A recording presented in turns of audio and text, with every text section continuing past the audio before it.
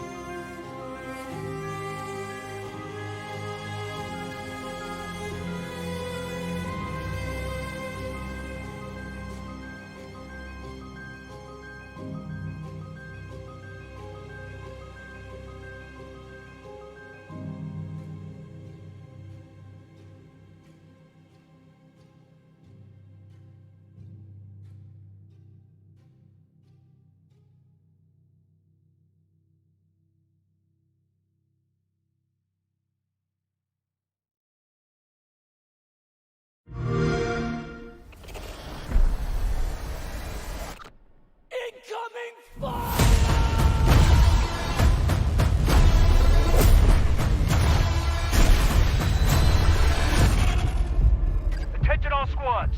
The Russian troops are falling back. Do whatever you can to secure the sectors.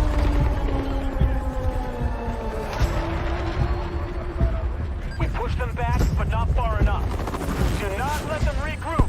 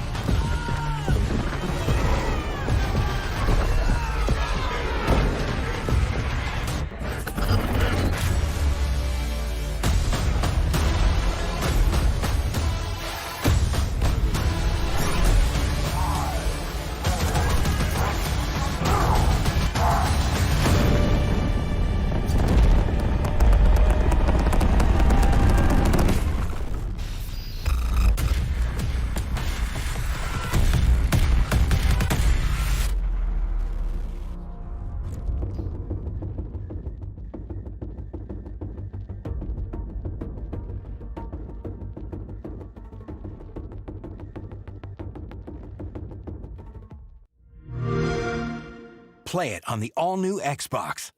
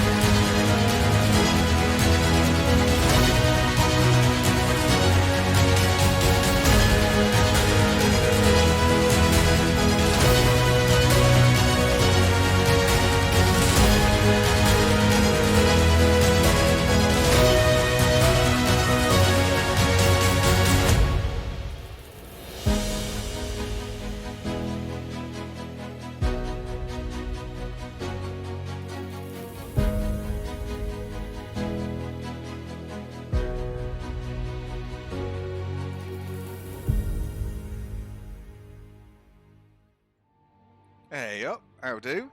Welcome to Workshop Wednesday Live. This is easily the longest run of streams we have ever done. It's easily.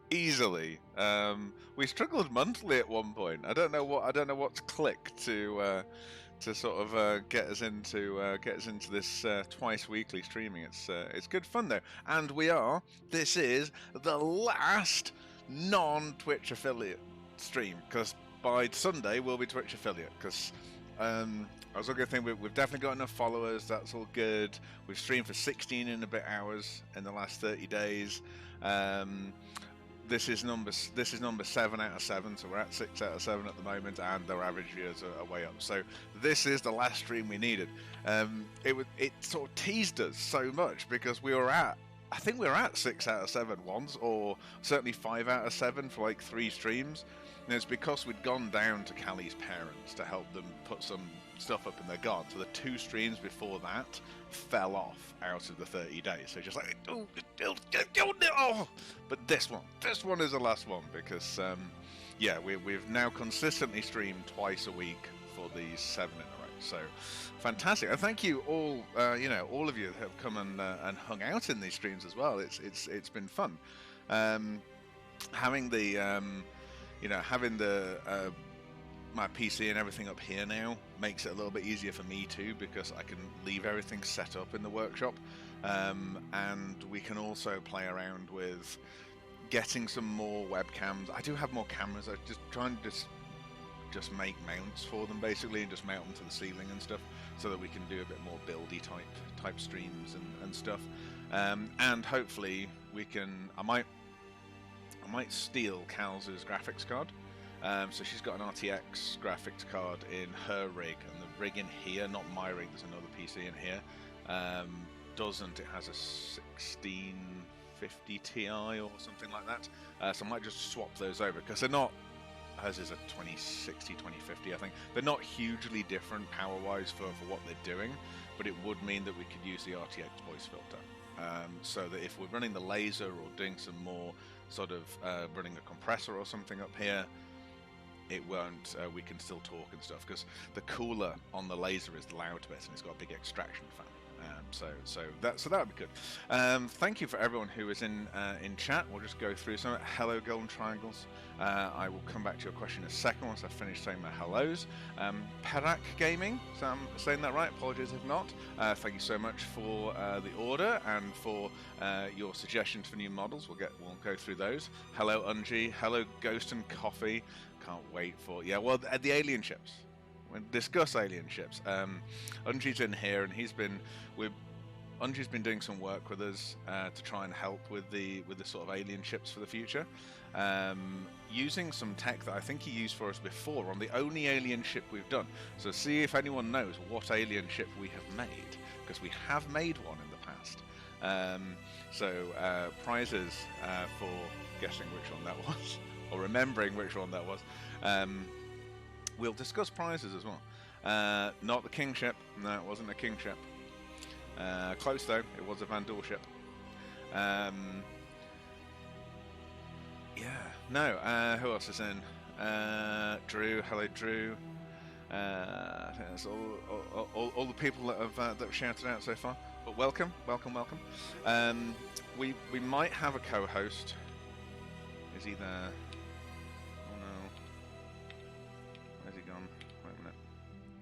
Don't know whether it's timed us out.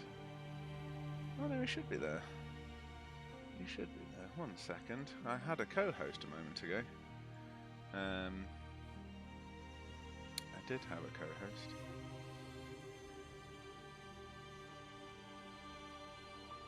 Where's he gone? There he is. It's slightly ridiculous in that I'm discording Cal's rig downstairs, because Merlin is now sort of out of not the Scythe, good guess though. Not quite out of cat jail permanently. He goes back in at night. We're supposed to be taking him out for like 5-10 minutes, sort of physiotherapy, to let him run around and build a bit of muscle around his hip. But he's just quite happy chilling, so it's just like he probably does 5 or 10 minutes actual exercise during the whole day. He's just moving from one chair or sofa to another, so he's just sort of dusting around in Cal's study. So I thought, well, since he's in there and Cal's is away, we'd have Merlin as a co-host, so he'll wander around and bugger off as it goes. It's not the Driller. It is one of those cap ships. So we did it for the...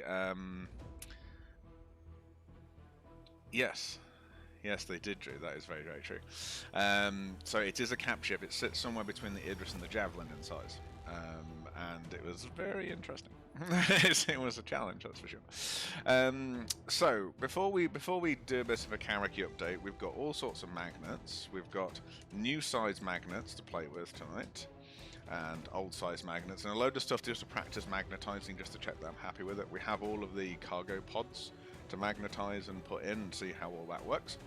So I thought that would be quite fun.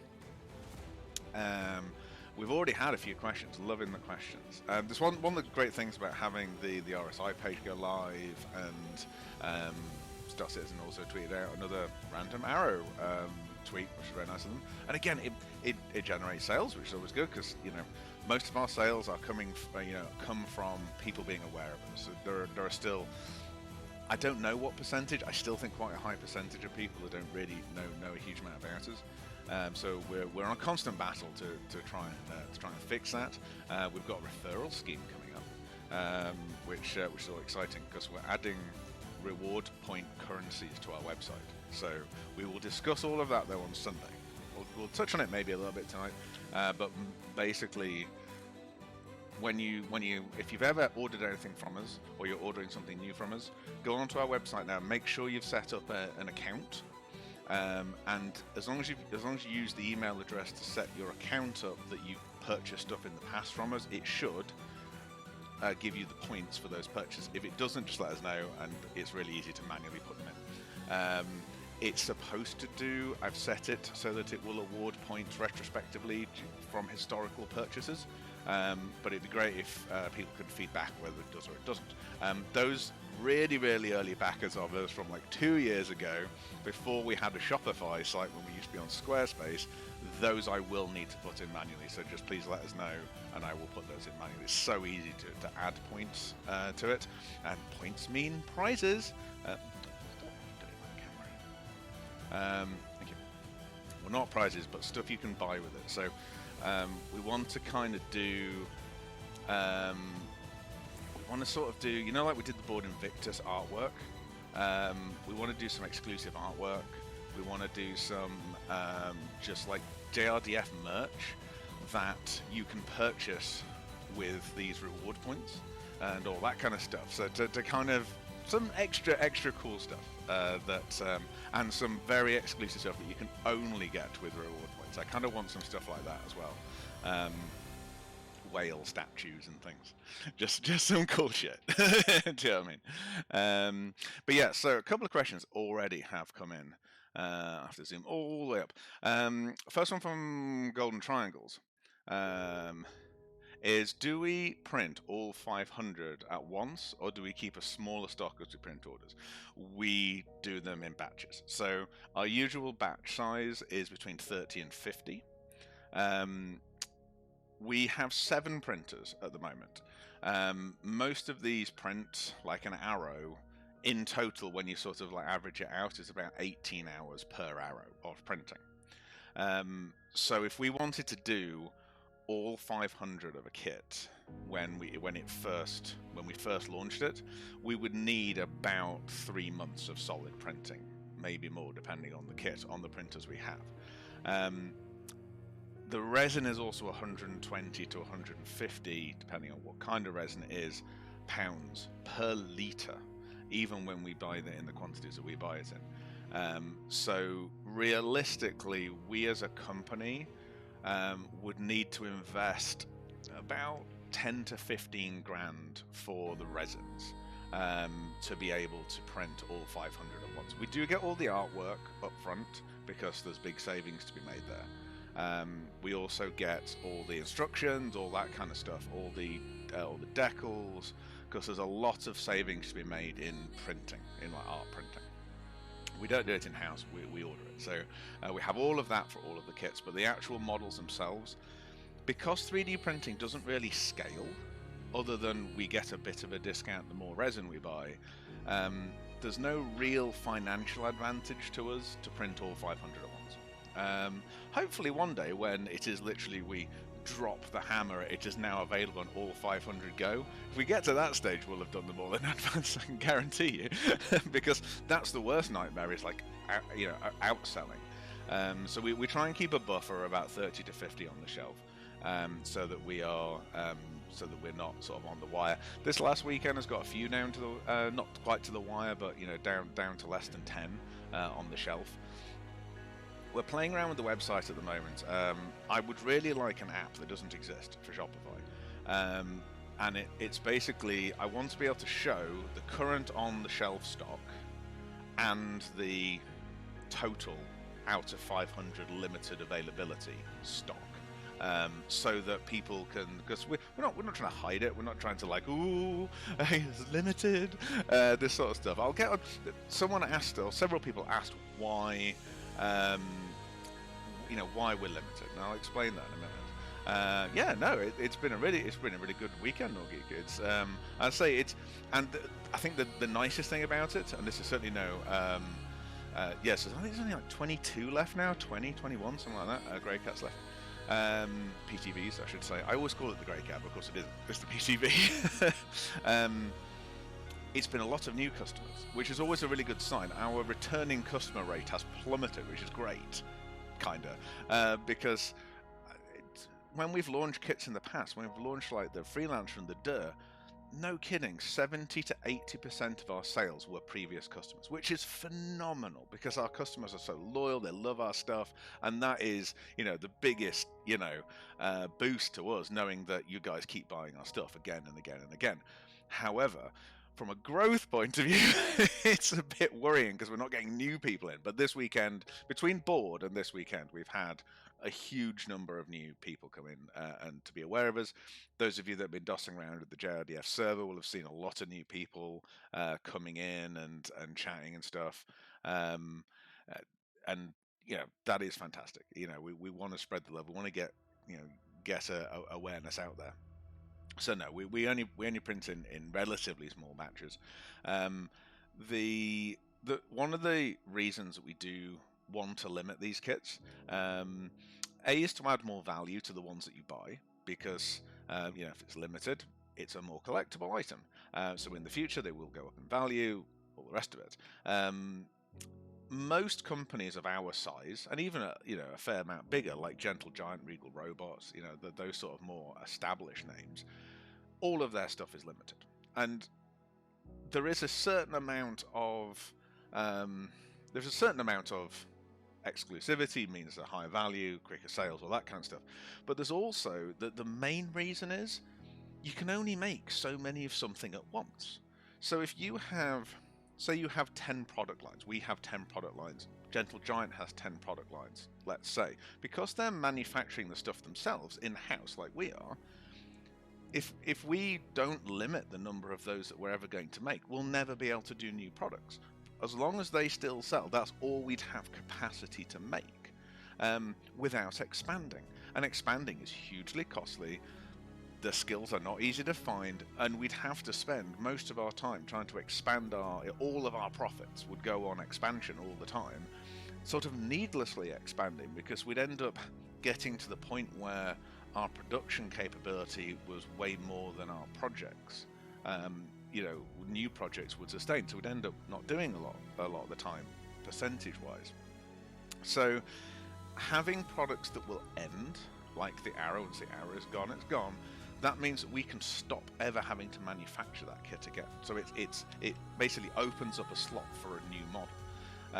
Now we have, however many we have now, including the ones that are like getting towards end of development, like the Carrack.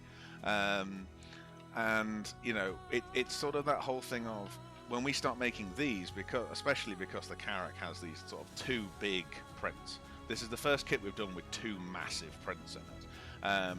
This one you only get 3 on a build platform, and it takes 24 hours per printer. This one you get 3 on a build platform, it takes 17 hours per print. So these alone basically tie up 2 printers full-time 24/7 just printing these parts to get 3 a day, basically. So while these are printing, there is no capacity in that type of printer, the Form 3, for any other of our kits.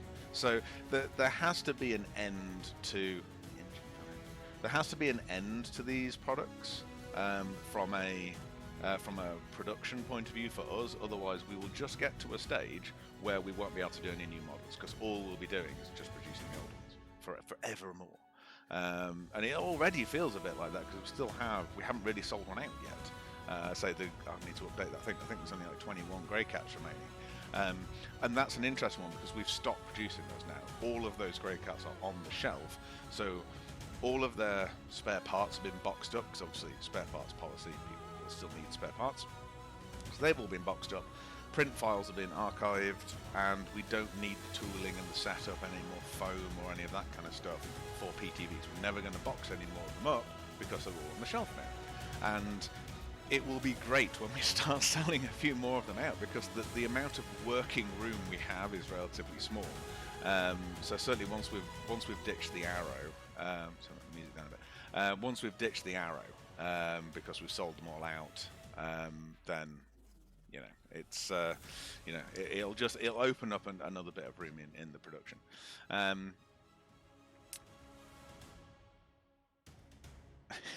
Yeah, Parag Gaming. To be honest, before CIG did that advertising on the website, I didn't even recognise that your company existed. Yeah, you're not the only one.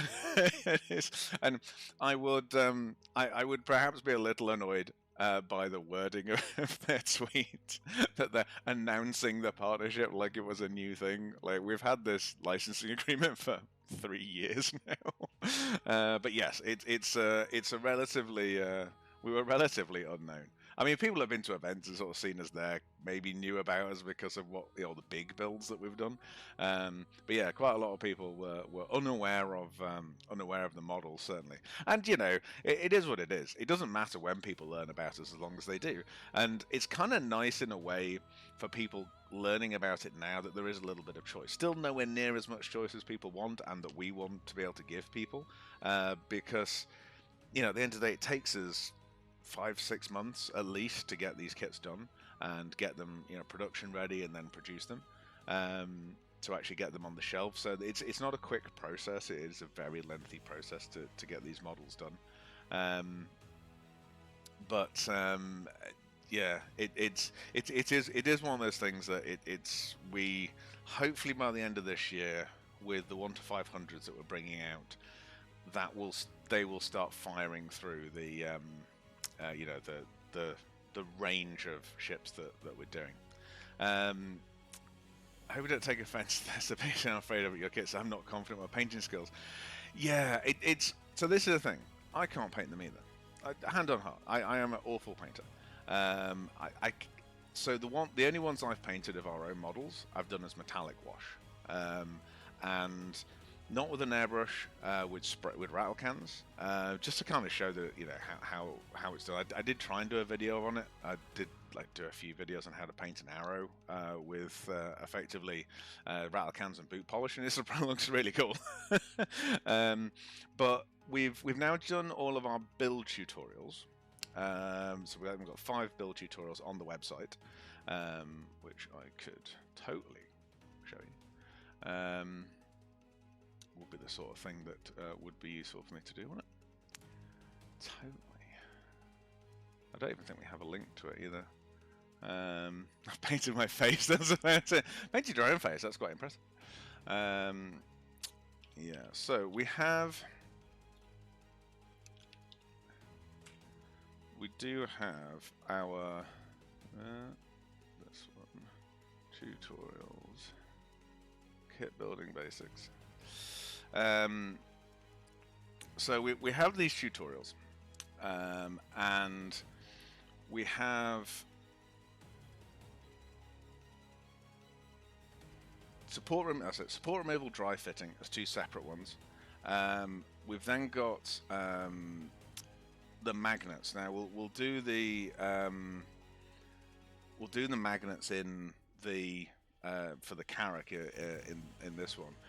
Gluing together and then priming and polish. So it's painting to the point where it is priming the models and basically getting rid of the tiny print lines.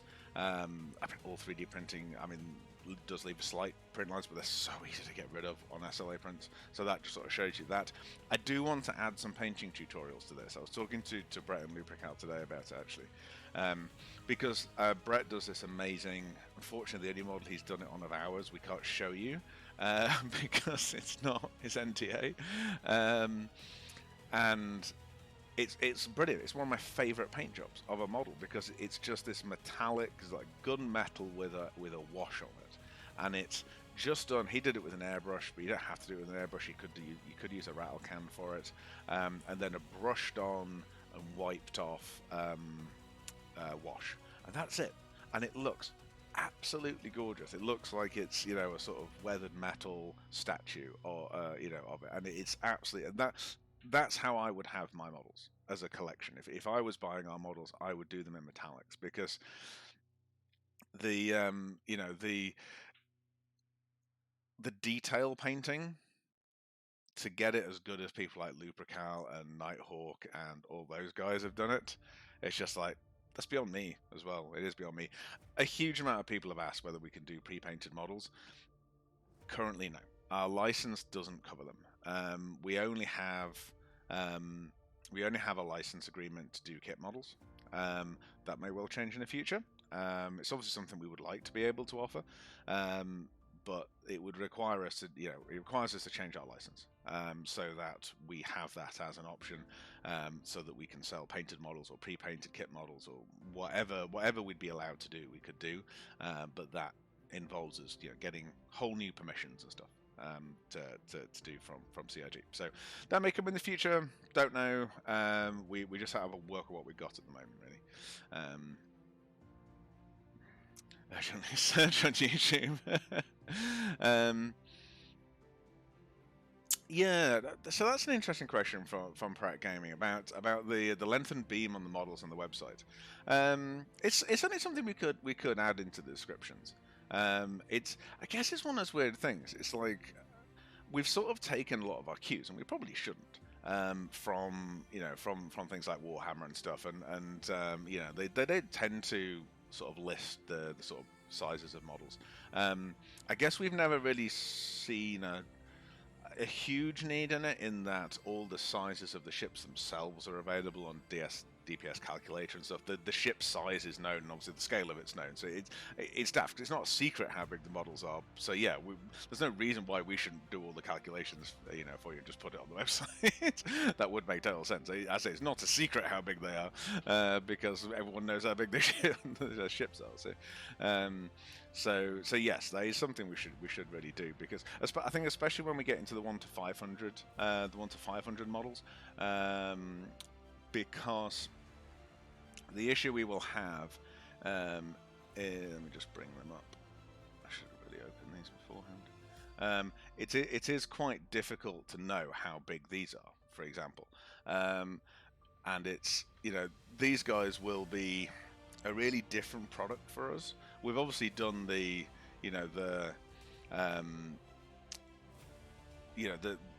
obviously done the dioramas for the 1 to 200, the ROC and the Cyclones and all those sort of things, and they are teeny tiny, and it's sort of a bit deceptive when you get up to the full ships, because certainly all the vehicles that we've done have been roughly the same size. The Dragonfly's about the same length as a Cyclone, it's about the same length as a Rock, you know, PTV's a bit smaller in those dioramas, but they're all roughly the same size.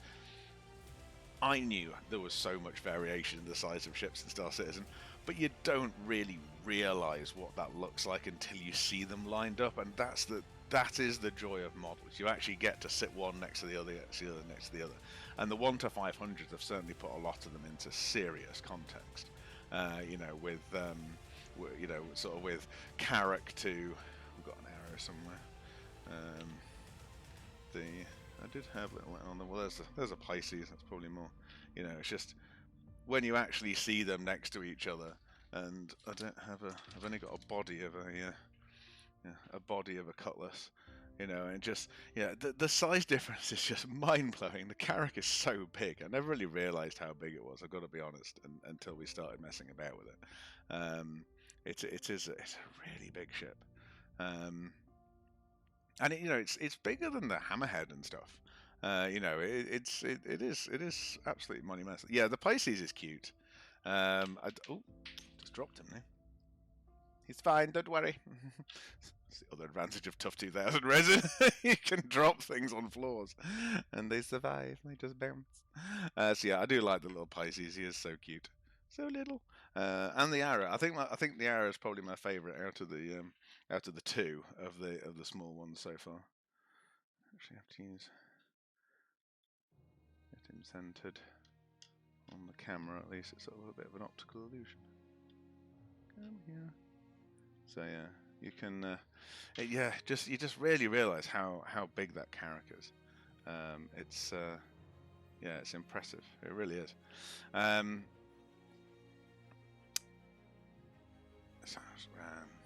Yeah, and it's generic painting tutorials and stuff are absolutely fine for our models. Although this is a SLA resin rather than a sort of an injection molded plastic like you would have with a Warhammer miniature. Oh no, well, they're not injection molded plastic, they're injection molded resin, I should say. Warhammer is a bit of an odd one. Most Warhammer miniatures are made in the UK. I think they have 4 machines. They have 1 in the US and 3 in the UK. They're custom built machines for Citadel. They effectively designed them going back a few years now, and they are this very, very clever injection molded resin machine that they make their models on. It's probably one of the best machines in the world, specifically designed for them. They cost about 6 million a piece, but they churn out a model every like 3 seconds or something, like a sprue. It's an insane piece of hardware. I think there are videos of it on the internet. I'm sure that's where I've seen them. Sort of like tours of this machine, and it's a serious piece of kit. Serious piece of kit. But the dies that they are using to like injection mold their sprues are, just the die itself, the aluminium. I presume it's an aluminium die. Are like £100,000 to £200,000 a piece. To put in the machine to inject it, but they're pumping out literally millions of their products to sell around the world. I think they're one of the very few model companies that work at that scale but haven't farmed it out to China. And kudos to them for putting the money behind it, because that's the thing. They invested, I think, something like 11 million in their facility in the UK, and they've expanded it since. And then I'm sure they have one. They did put 1 machine of these over in the US as well to help with the production over there, but the majority of it is still made in the UK, which is awesome. And there's no reason why not. It's the machine doing all the work. Why do you? It's not like you even need that many people to run them. It's like the machine does all the work. Why have it overseas? Have it here. For sure. But yeah, the painting of it is not dissimilar. It's a very similar resin at the end of the day that Warhammer are using. And this Tough 2000 resin that these 1 to 500s are made in it's as tough as an ABS plastic in that you can deform it and deform it and deform it. You have to sort of stress it to break. It doesn't shatter. But I think it is still nicer to paint, from what I've been told from my painters, than an actual plastic. The print lines are more obvious on it, interestingly, until you paint it, and I think it's because it's a far less matte. It's more gloss material, so that the light bounces off the tiny print lines more evidently before you've primed it. So when you hit it with primer, it goes matte like the other resins, and they sort of seem to vanish. So it's an odd one. It is an odd one for sure. But yeah, 6 million. They are. I'd say custom built machines for them. I think they were made in Germany. I think, but I think they're the only that kind of resin injection machine.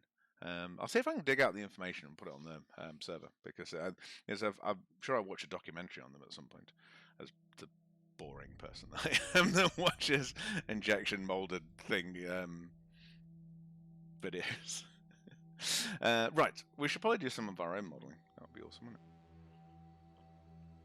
It is Workshop Wednesday. So where are we with Mr. Carrack? Well, things that have changed since the last time we spoke. We have some new prints which are dotted around everywhere. So we have a new print of the deployed ramp. So if you remember, I sort of deliberately broke off the rams on it, testing to see whether it would break, and it did. So I fattened them up, and we'll probably still stress them out till they break again, and just decide whether that was enough stressing out. Landing gear isn't new, but we will need it. These aren't new, but we will need them. So I printed more of these cargo pod centers and more cargo pod doors. So we've got those. So we should have enough cargo pods now to fill the Carrack's cargo hold, because that was something I realised that I never actually had 3 of them. So I'd never actually tested whether all 3 fitted nicely. Now, those of you with great memories will know that we have the bottom of this open for accessibility and stuff, and then this plate that goes over and sits inside here. So what I have done is we needed to make up a bit of geometry for this and detailing, because in game this is perfectly flat. It is perfectly flat, and there is no geometry. In the same way, there's none on the inside. We've had to make all this up. So just because I've not got to it, you can't drop the pads off. So on the inside, I've kind of done them like they're guides to drop the pods out. But what we have got is this piece here, which I'm not 100% happy with yet. I still want to change detailing, but this is a detailed version of this lid, and I've put the magnet holes on the back of it. So this is probably the first thing we're going to do. I've moved my camera as well, so that I can kind of do a little bit more actual modelling on this desk. Might need to just move the camera slightly so that it's a bit closer to me. Oh, more questions. Sorry, I'm not looking at chat. Merlin, you're not helping me as my co-host. Sitting there, sleeping on the job. Is the model of the Carrack the actual implemented or the plan for later on? Yeah, so we've included everything on this model that we can. So things like the antennas, these aren't the final antennas. These were our first prints of them. So they still need a redetail. But the antennas are deployable on our model because they are actually in game. So this is quite a common thing in Star Citizen. You didn't realize the co-host could just sleep. You're not allowed to, unless you're that cute and curled up on a chair, Drew. No. So these are actually in game. The RAMs are in, everything, all the mechanics are there for it. They just haven't activated the animation because there's no advantage to it. And I think the Carrack still has, it's not quite up to the MSR and the Hercules amount of buttons and all that kind of stuff. So these, although we can't unfurl these in game ourselves, they're all there. All the RAMs are there. Everything that's needed to unfurl them are there. So we've just manually done them. And obviously there are some, they put out some images when they did the Carrack launch with the mounts. We know kind of what angles they sit at and stuff. And we will check it all over with JC anyway when we talk to them. When this goes off to be signed off. Other things that we know are coming in the future is obviously the armored canopy. So we will have our cast clear print that goes in here, but it's on magnets, so you can take it out and replace it with that later on. So when they do the armored canopy, we can do it as an extra diorama piece or a free spare part or whatever we want to do. It's one of those things, if it's literally that piece, that's the only new piece we ever need to do, because they don't do any new cargo pods or anything like that, we'll probably just put that out as a free spare piece. And might even start throwing it into the kits that are going out, or we'll do it as a diorama, or we'll work that out as we get to it. So yeah, we did have to do a little bit, as I say, a little bit of new geometry in here because this doesn't have geometry in. So let's just take this. So yeah, we can we have the advantage that we can talk to the team. We can talk to Ben Curtis and we can talk to JC and go, right, okay, so before we even put a license agreement in for a model, we talk to the ship teams. Because we need to make sure before we even get started on the model that there isn't going to be a big rework. And they're very open and will tell us yay or nay. They won't tell us necessarily what's happening to it, but it'll just be a case of going, right, no, don't do that yet. Wait till we tell you, basically. Just don't do that one, which is fair. They also will ask us questions like, well, okay, if the interior changed a bit, would it matter? So on a 1 to 500 ship, no. You know, if for example they change the internal layout of the carrack inside, or you know, because only the garage is modelled. So you can sort of see the garage up in there, and the hangar. But as long as those aren't changed, then it's not affecting our model. There may be tiny changes. I had sandpaper. I swear I had sandpaper. I did have sandpaper. I'll have to do. So little things like the drones. So at the moment, there's no visible hole for the drones to come out of. There's a drone bay, but there's no actual door for them to come out of. So at some point, that will be corrected, no doubt, when they do their gold pass. There's nothing we can really do about that, you know, realistically. We're not going to update the model, because effectively all it'll be is a hatch that opens, so it'll be some panel lines. So for those who are really, really anal about these things, Nighthawk, I'm sure we'll just paint them on. You know, it'll be absolutely fine. He'll be really annoyed, and he'll have to paint them on. But we wouldn't redo a whole model just because of something like that.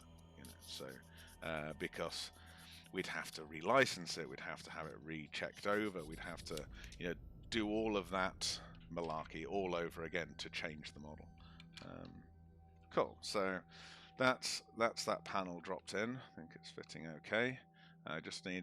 It's just got a little bit of a gap on either side, but not in the middle, so it needs a few more supports when it prints on that side, but that's fine. So that's kind of our fake geometry for the underneath. It's actually a combination of the geometry from the sides of the cargo pod. So the old cargo pod that we had before, again, had a similar issue that it was no geometry on the top, but it had geometry on the sides. So what we've done is we've sort of made geometry for the top using elements from the underneath and the sides to kind of make it make sense, basically. So we've used a combination of that geometry and the roof of the garage to kind of do this. So it still needs a little bit of a tweak. There's a few of the details that haven't come out as nice as possible, but yeah. Does CR give feedback also? Yes and no. Not on individual models. He's given feedback on the sort of the general product line and stuff. He is also part of the decision making process when we look at new models and new product, like the dioramas. You know, sort of like the concepts of doing dioramas and things like that. He is involved in that decision pool. Right, so we've got 6 magnets to go on the back of this, and we've got magnets to go in here. So the magnets in here are on the inside. So the idea is we can put the magnets in, then put the ends on, then we have a magnetized cargo pod without being able to see the magnets. That's the theory. Let's see if it works. Moment of truth. The other thing that arrived today, which I'm a little excited about, are these new magnets, new size of magnet. So these are 5mm magnets, and that's what's going to hold the wings onto the carrack, because the 3mm magnets are not powerful enough. So we have to stop, get rid of that. That's an old one, that won't help. So yeah, so we actually have to, this is the first model that's got a new size of magnet on it. That's interesting. That's not printed great.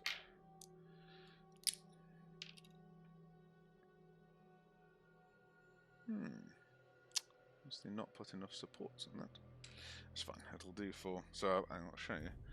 So it's more rounded at this end, so that support wasn't big enough to catch the corner because it printed that way up. So that just needs a bigger support. That's fine. That's why we do hundreds of tests. People ask about how many tests do we do. Hundreds. I think the Carrack's up to test print 50 something now, for various parts and what have you.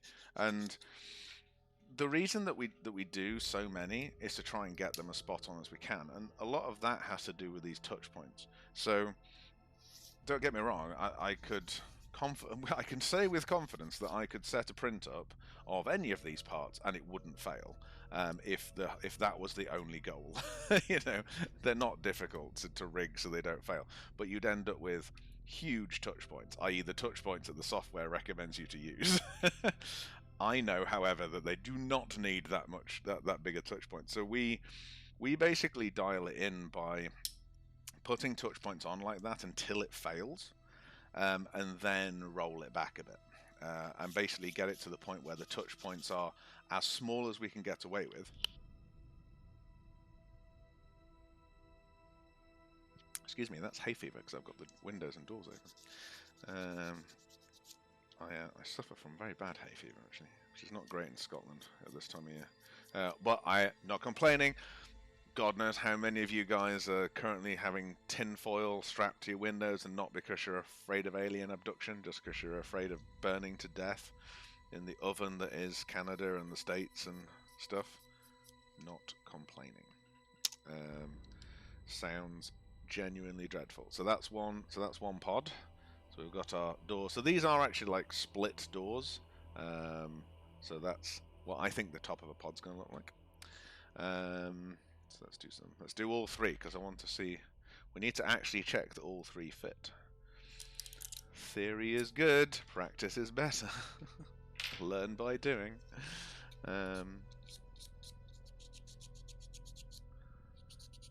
So we try and get these touch points as tiny as we can get away with, because it makes it easier to to do this bit, to clean the models off.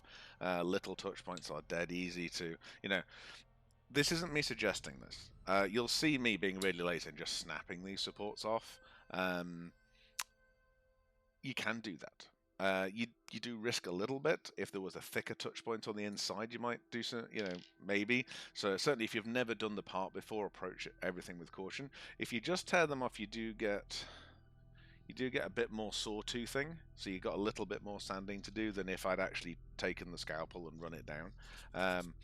But as I say, these touch points are 0.3 of a millimeter, so they take such a tiny little tickle of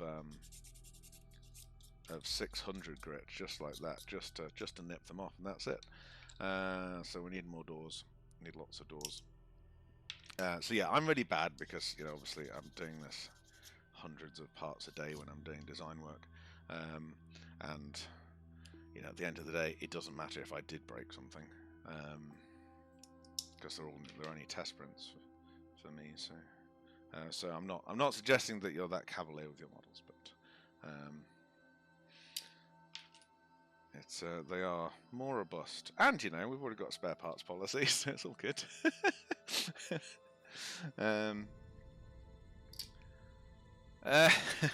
What happens in a Form 2 when you have a print failure? Oh, I've got a print failure. Let me get one. This is a doozy.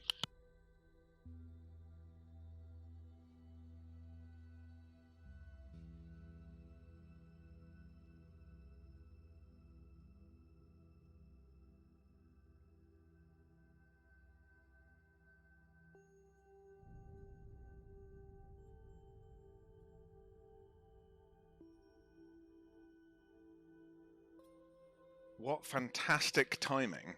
What fantastic timing of having the mother of all print failures on a Form 2 printer. So, this is what's called a cock-up. Basically. When can I buy one Carrack, please? One Carrack, please. We're probably about 6 weeks away. 6 to 8 weeks. We are doing the final. We're doing the final little bits to it, and then it needs to go off to JC and get signed off. And then all the artwork needs signed off, and then I need to print 100 of them. Um, yeah, so that's what the print looks like. Why has this happened, you ask? Well, um, so this is one of these weird ones. So when something fails in a Form 2, everything gets affected.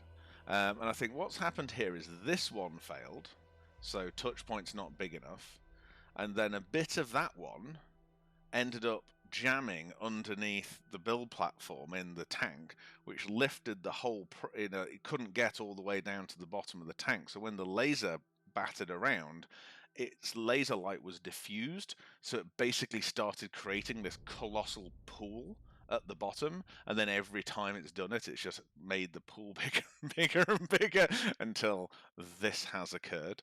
I'm not ignoring you, Pirate Game. We will get to that very, very shortly. I absolutely promise. But to answer Unji's question, obviously this isn't a huge issue. This just needs the platform cleaned.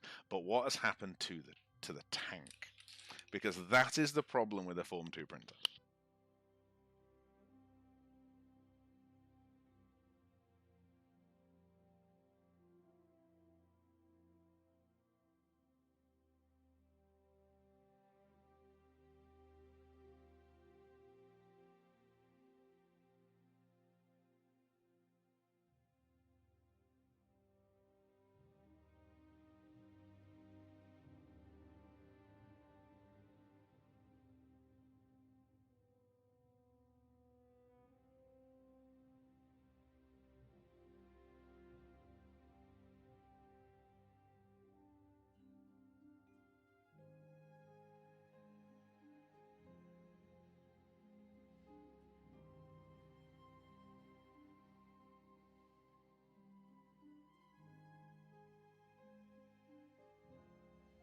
Sorry, thank you. Stop not talking. Yes, so I'll repeat myself. So this is what's technically known as porridge in the SLA 3D printing world. So it's just basically the resin tank full of bits floating around in it, and yeah, lumps and all sorts of stuff. Obviously, you should always use gloves when you're dealing with resin.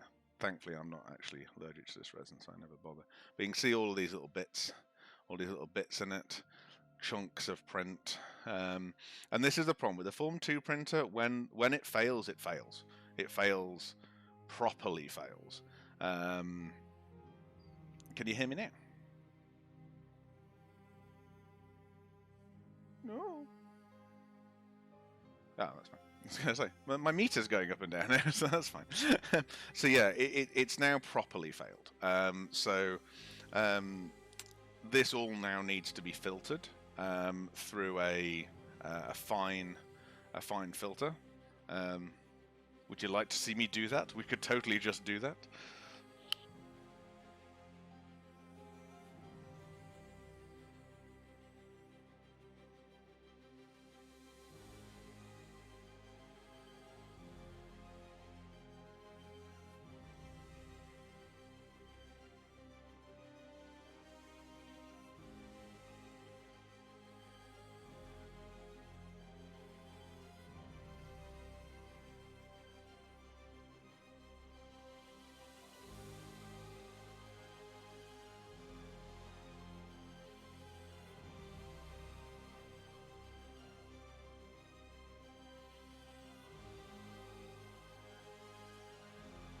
Okay, so since this is a maker stream, we could do some actual like makering or something.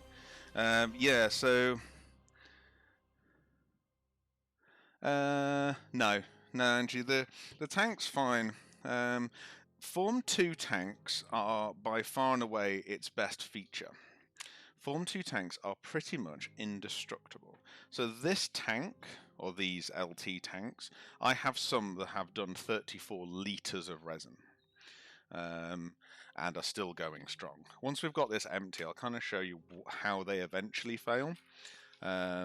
This is a pretty new tank, but I can just sort of describe what it's going to look like. Now this is the mixing arm just down here. This is what sort of agitates the resin to keep it nice and evenly mixed. This is covered in shite, so that's actually going to have to go into, I just tend to put them in the washers. Could totally just aim my camera up maybe a little bit. I don't know if that works or not. It'll be fine. So I'm just looking at my nose, really. It's fine. We're good. So yeah, so we're gonna have to put that. What I do with that is I just put it in one of the washers, and that will just get all the bits and crap, because otherwise they're quite complicated to get all the nooks and crannies out. Now, what you need to never do is touch the underneath of one of these tanks, because that's where you put fingerprints on the films. So she'll try and. Let me try and move this around so you can see what's going on. So you can see all the lovely, lovely porridge in here, all the lumps and bumps. You sort of can. There we go. We'll do that and just hope you see them all as they come over the edge. So you can see all the big chunks and lumps. So these are all just bits of failed print that are in here.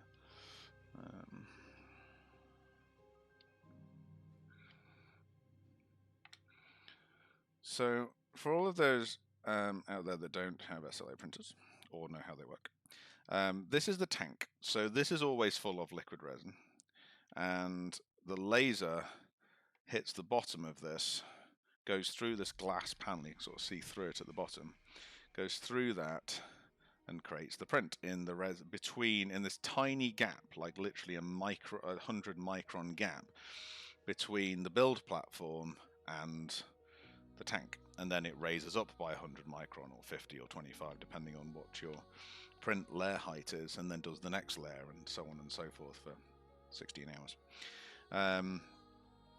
So this one hasn't been too bad. So it's just a case of, with this scraper, just very carefully scraping all the resin that clearly has lumps in.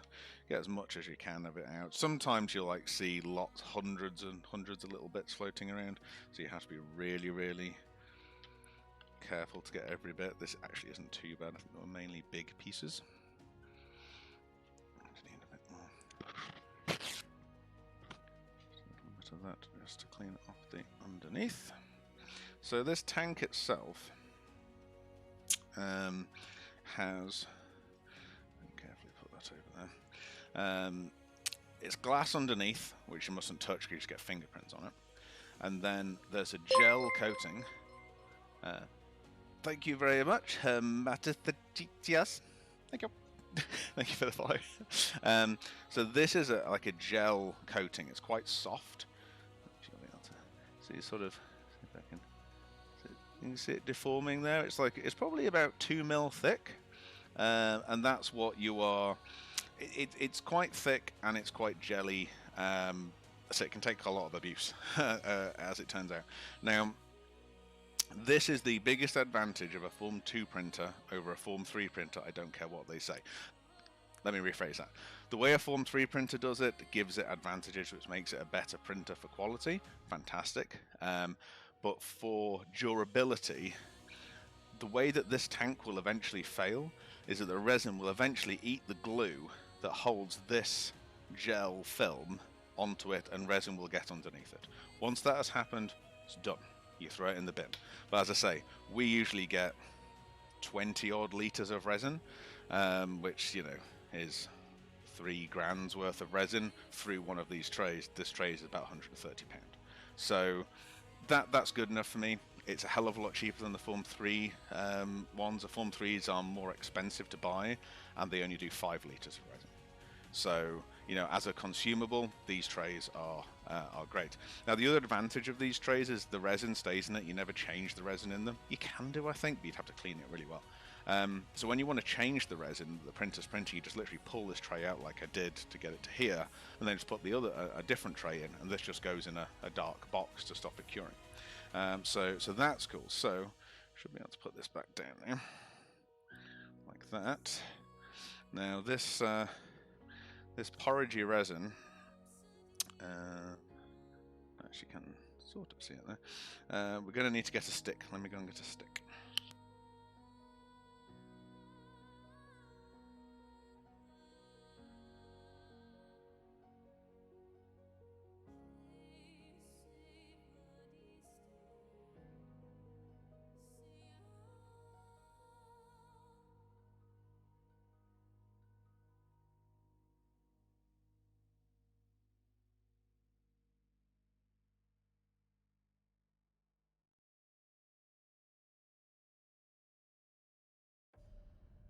that wasn't me magically.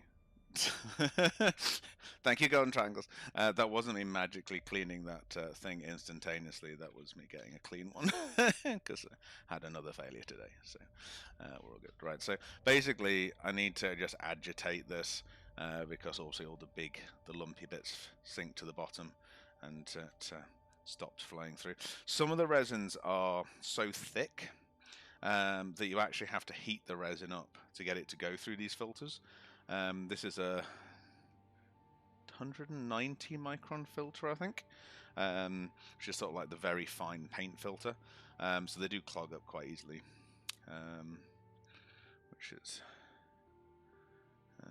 it is a lot of prints. It is a lot of prints. I say some of these trays just go on for. We've had one that's lasted over a year of us printing. You know, they are impressive. But I say the Form 3 trays, nowhere near as long because they're a flexible base. They deform as they print, which is how you get the better prints. But it does have disadvantages. Your spare part just arrived. Oh, fantastic. Fantastic, Ewan. Good to hear. Thank you so much for your very generous tip in the stream. And I'm aware that you felt that we needed tipping for our spare parts policy, but that was much appreciated. But yes, no, we have a. There doesn't need to be a. It certainly doesn't need to be our fault that you need a spare part. I think because we are, the models are a premium product price wise. There's no getting around that. We want to do everything we can to make it not a scary experience to build our models. We want as many people to build them as possible. So yeah. The reason I'm being so anal about getting all this resin is that the resin that's in this paint filter here is probably £10 worth, something like that. So try not to waste the stuff. It's depressingly expensive, but yeah. But no, I'm glad it arrived fine, so that's cool. Helps the UK get things quicker. Royal Mail's not too bad internally. We need to sort out Europe a bit better, I think, from a posting point of view. The US, there's nothing we can really do to improve it. Biggest issue we have with the US is USPS. Well, the biggest problem we have all over the place is Royal Mail doesn't exist in any other country but the UK. So wherever we're posting it, it's being handed over to the sort of closest equivalent to Royal Mail in that country. So Deutsche Post or USPS or whoever it is. USPS are a bit hit and miss. They're either absolutely fine and things get to people really quick, or they just never get there. And they're just like, no, they eat them or something, and they're a pain in the ass. So yeah, that causes a lot of headaches. But the only other way of getting stuff to the States is using something like DHL, and sending one of our kits via DHL to the States is about £50, which just isn't an option. Europe has a different issue in that since fucking Brexit, we're not part of the EU anymore. Who thought that was a good idea? Only idiots. But yeah, certainly from our point of view. So what it means is that we don't charge VAT on. We're not allowed to charge VAT on European orders anymore. It gets charged at the other end, which is a real inconvenience for our customers.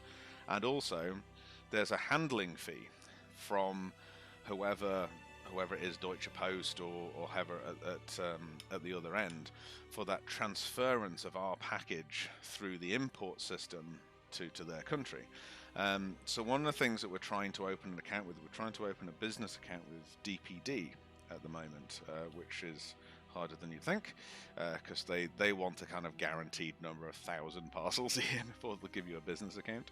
And what that would allow us, if we can get one, is that it is end to end, us posting it here to people receiving it at the other end, DPD. So there isn't a physical handover between two companies of the parcel. So although there is still the import duty to deal with, but the import duty is effectively just the VAT of that country that you would have to have paid anyway. So it's that import fee, the handling fee, is about €3.50 for DPD. because it never actually leaves the DPD system. It is end-to-end DPD, and they just charge this very small nominal fee for it. They're obviously still charging you the VAT, but I say you would pay that anyway. We used to charge it, we can't anymore, so they charge it. But to get the fee down from, I said, yeah, Norgate says 20 euros, and that fee is that handover fee between Royal Mail and whoever that gets handed over to. And I sort of understand it, because that's two companies having to have an interaction where, import, documentation is handed over. And, that is, they have to charge for that. There is an administration fee, it's just a very annoyingly high amount. So I'll say we're desperately trying to get a business account with a courier that is an end-to-end courier for most of Europe, so that there is no physical handover of the documentation. And that's the thing. DPD, it's all digital. I mean, Royal Mail, it's all digital, but it's still a digital handover, and there's still physical customs declaration stickers on parcels and all this kind of stuff. So someone physically has to sit there and read them and type them in somewhere. It's a pain. Right, I think that's pretty much. I think what we've got left now is very much porridge. So we shall tip that into that. So that's our filtered stuff. I shall try and do this without absolutely covering my desk in resin.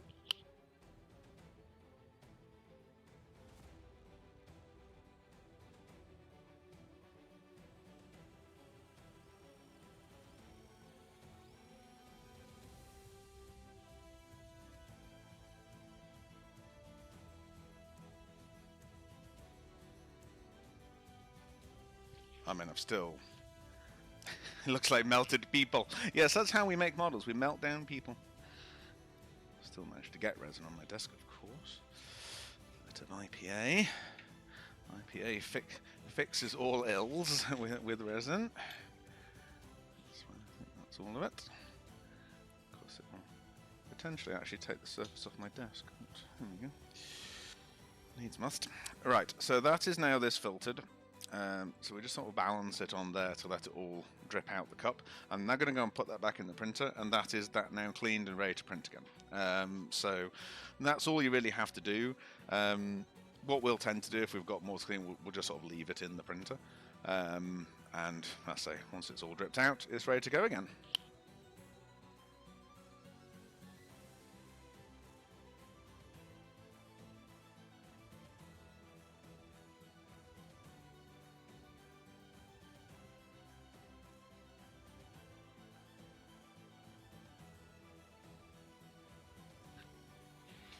And that is that. Get my camera back. There we go. So that's to answer your question in maybe the longest way I've ever answered a question. That's what happens when a Form 2 print fails. So yeah, this was a monumental failure. This is obviously just test printing stuff for the Carrack. So it's yeah, that was a bit crazy. I don't want to get melted. Yeah, melted Legatus people. No, don't melt the Legatus people.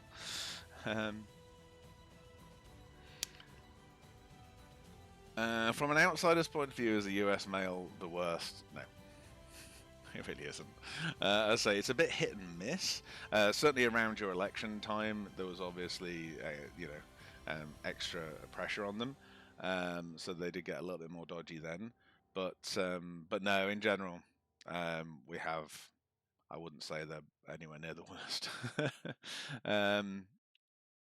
Soylent Brown. Yeah, no, I say the Form 2 printers are. I mean, I've cleaned a couple of the printers today. I actually replaced some of the mirrors in them. For the first time, I had some new mirrors sent to me from Formlabs. They don't usually charge for this sort of stuff. They just you sort of go, I'm having this problem. They go, you need a new mirror. I'll send you a new mirror. They don't charge you for it. They're just happy to see you. At the end of the day, that seems like a really crazy sort of business model, but it really isn't. If your printers are running, you're buying their resin. So it's amazing what they send you for free to make sure that your printers don't stop printing, because every hour that you're not printing is an hour of resin they haven't sold you, and they know it. So all the parts are sent for free, which is great. Even when they're out of service warranty, they're like, no, we want you to keep printing. Because they just look at your account and going, how much resin are you buying a month? Like $3,000 a month in resin. So yeah, we need your printers working. So they sent me new mirrors, and which I put in today. They made a really good difference. Would you consider streaming or printing in real time? Yes. The reason I'm hesitating is not because I have any issue with it. Certainly not. What I would have to work out is how to do it. I say this because Formlabs printers, if we just dodge onto the website for a moment, because of how SLA printers work, they use a UV laser to cure the resin. So the issue we have with that is that obviously light, normal light, will cure the resin. Sunlight will cure the resin. So to make sure no light gets to the print, they have these orange covers on them. So this orange cover, and this orange cover is, yes, it is transparent. You can see into the printer, but as soon as you put a camera on it, it's quite a reflective plastic. And you can't see an awful lot through it when it's printing, because the other issue with an SLA printer is it's sort of dipping it into a puddle of resin.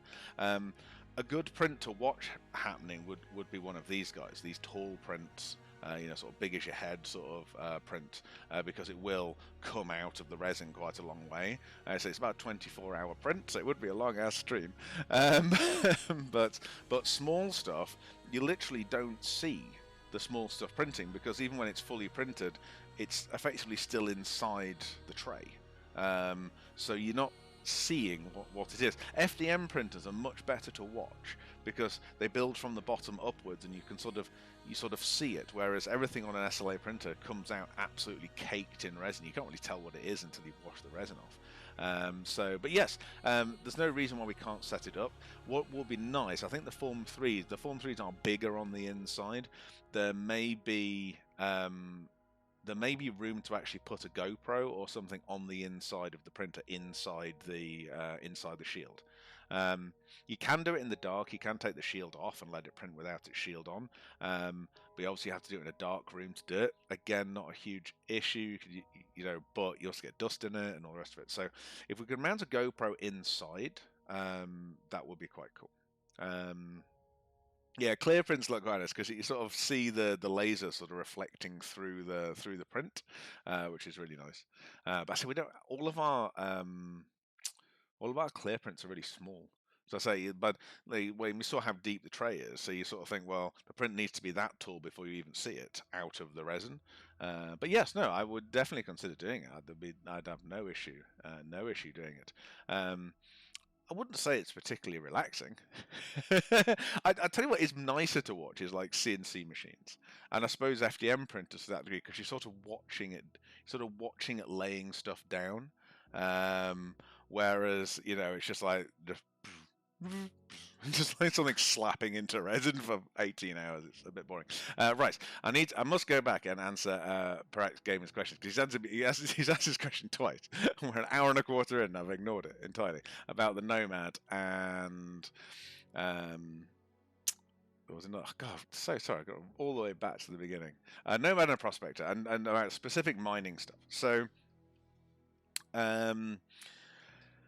the Prospector is an interesting model. When I say interesting model, I mean a pain in the ass. No, it's one of these models that sort of sits.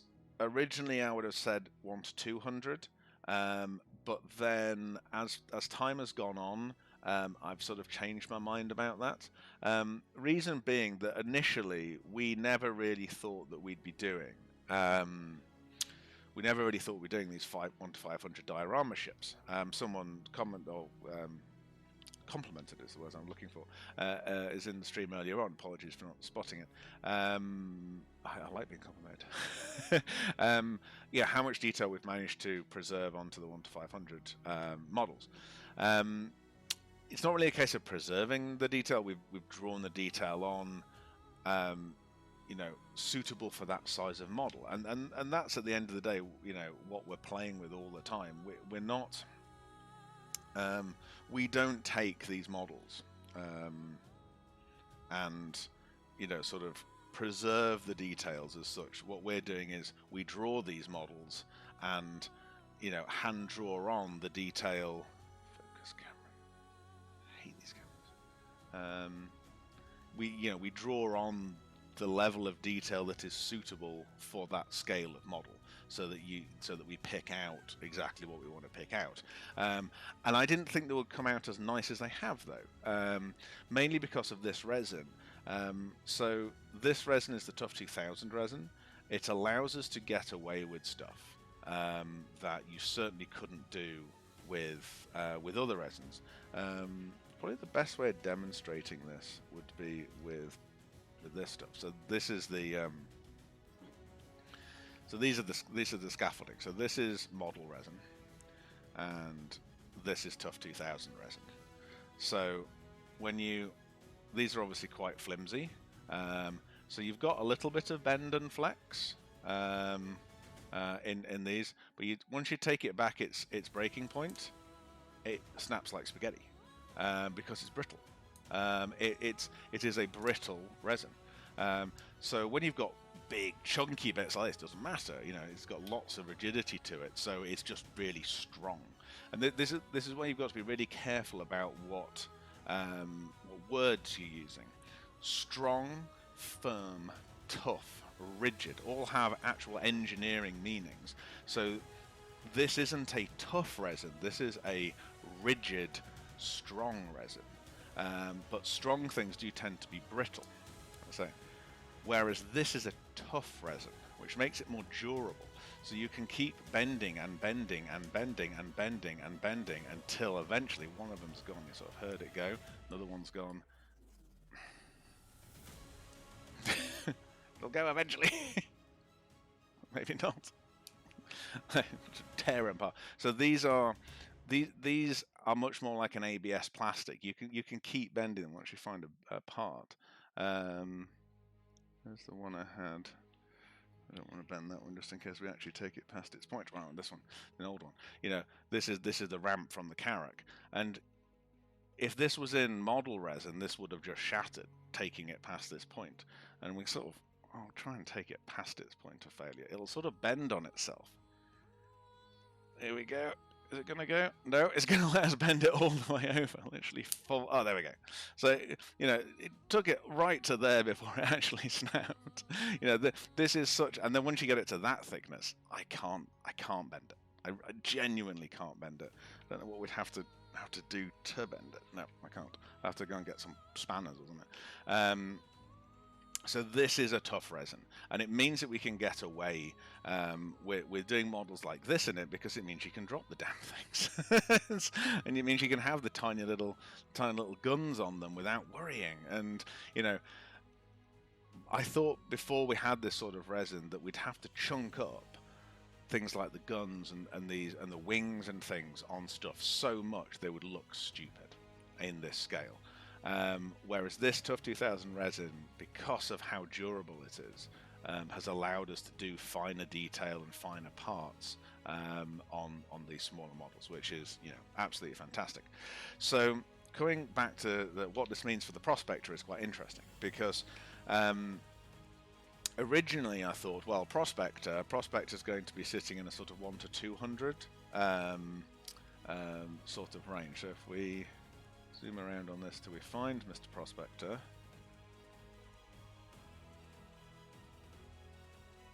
Where are you? Ah, there we are. Just here. Zoom in a bit. Other way down. Aren't cats hilarious? I love cats. Right, so the Prospector's over here.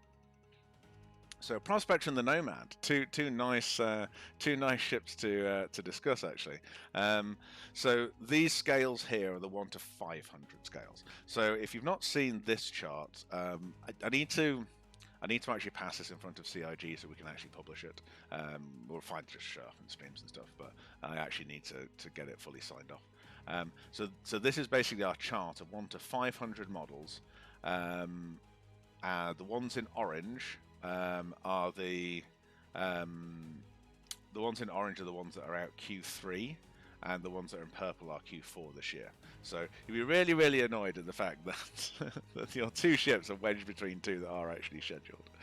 But there you go. There you go. Yeah, I don't have a moderator. Are you really surprised about that?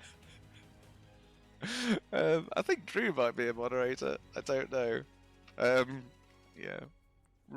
Ryan and Drew are my moderators, but I don't know if they're still here. I should probably think about having these sort of things. I have no idea how to do it from here either. So. Boo. Boo. How do I make someone a moderator? Funny.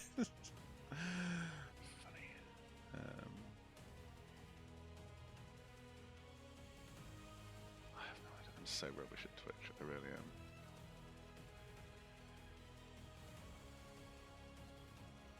What if I do want to be famous? Oh, cool. That's clever. Who wants to be a mod?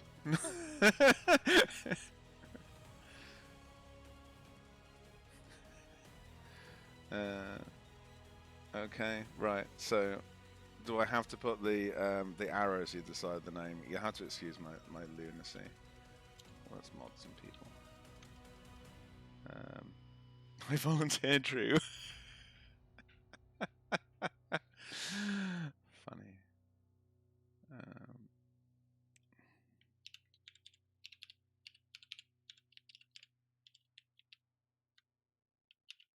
Cat for mod. That's hilarious.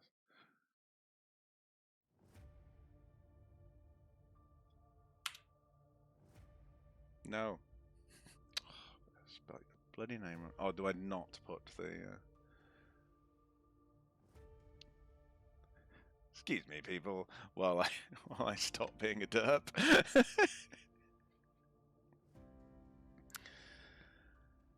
Ah, dear. Oh, that's in front of the name, thank you. Hi, Phantom, how are you?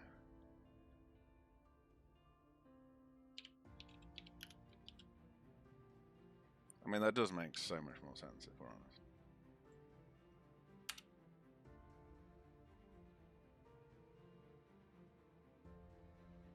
Well, I didn't say anything, so you now might be a mod now.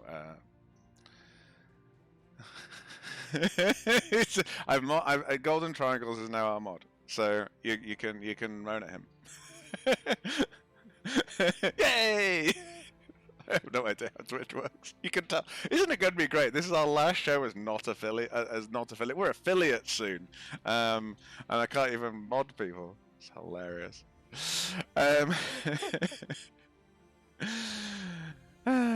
Right. Yeah, so we're talking Nomad and Prospector. So originally I thought, well, Prospector's a really good kind of, it's a small 1 to 200 ship, or a fairly big 1 to 100. And it's sort of in that kind of middle zone of quite an expensive 1 to 100, cheap little 1 to 200. Because we're now doing on the 1 to 500, and because my goal is to do every single ship in 1 to 500, because they're these little cute dioramas and people can build their fleets and all the rest of it, the Prospector will certainly get done in 1 to 500 sooner rather than later. I'd like it in the first RAF for next year, for reasons that I can't talk about, but hopefully we'll be able to soon. There are proper reasons to have that, and the Mole, and a couple of other industry ships in 1 to 500. But because it's in 1 to 500 for definite, that definitely tilts me towards doing it in 1 to 100 rather than 1 to 200 as its proper big model. Because... Oh, Drew, you're back. Look at it. Just. Oh no, I'm not a mod. Because a 1 to 100 Prospector would be freaking awesome. It's a 10-inch model. It would be so. Again, we're going to go back to the difference between size and length. it'll be a 10-inch model. Am I correct? If it's a 2-inch model in 1 to 500, it's a 10-inch model in 1 to 100. But it's not just so it's about the same length as the Carrack, but it's a lot wider than the Carrack would be in that scale, and a hell of a lot taller. So it's probably 2 to 3 times. Don't trigger my hater ratios. It's probably 2 to 3 times the actual size volume of now I'm Audrey. Size volume of the Carrack, for example. So we've also got the fact it has an interior inside it. 1 to 100 ships with interiors will have their interiors done, so you can open them up and see inside. So we're probably looking at the prospect of being, a really lovely, beautiful, big 1 to 100 ship, and a little cute 2-inch 1 to 500 ship. The same is probably not the same for the Nomad. So my gut reaction is the Nomad would be a 1 to 500 ship, and may never become another scale. So unless it grows massively in popularity, we obviously, because each model takes us 4 to 6 months to do the full kit models rather than dioramas, we will never catch up with CIG unless JRDF takes off in a massive way, and we can afford to find and train people to sort of be more me's, to keep. So actually, a 1 to 200 Nomad would actually be almost like a big diorama in 1 to 200. That would be a lot more doable, because we wouldn't have to do the interiors, wouldn't have to do all of that, and it would sit nicely next to. Obviously, you can sort of see the Freelancer Max here. It's sort of the same size as the back of the Freelancer Max, a little bit bigger.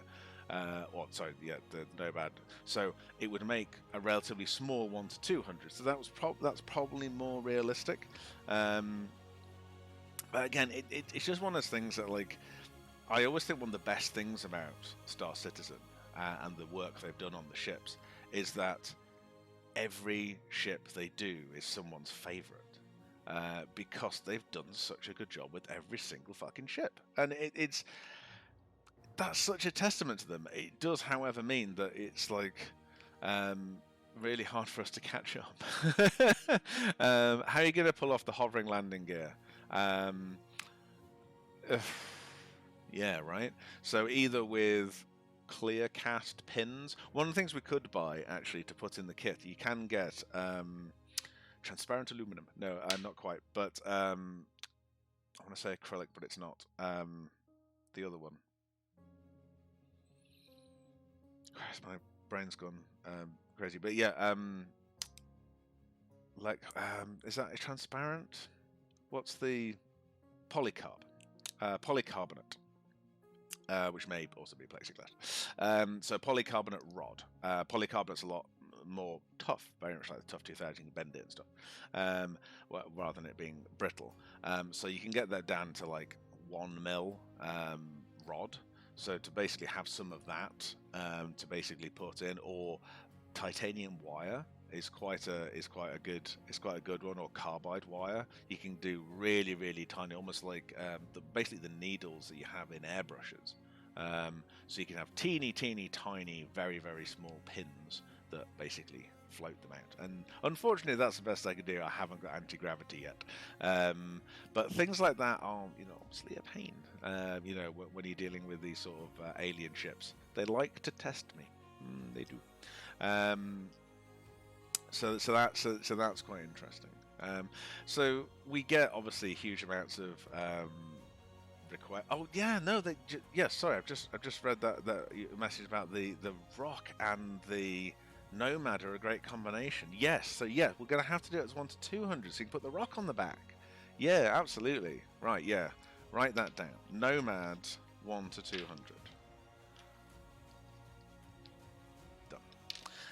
Because yeah, that would be a lot easier to do in 1 to 200. Just pre-assemble it, paint it, and put it in a solid block of resin. That sounds cheap. Done. But yeah, she could do that. You could float them and put them in resin. this is the chart of the 1 to 500s that are coming up.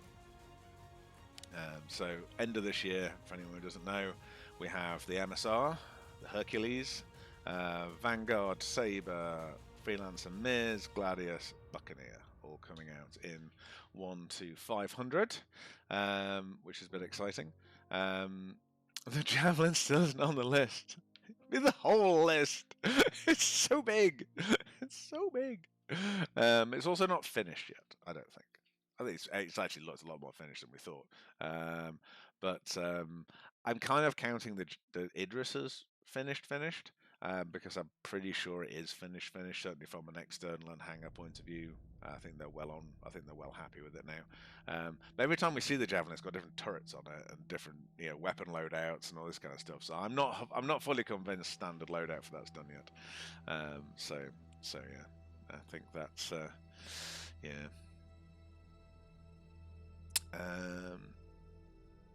I think I've answered all of those, maybe.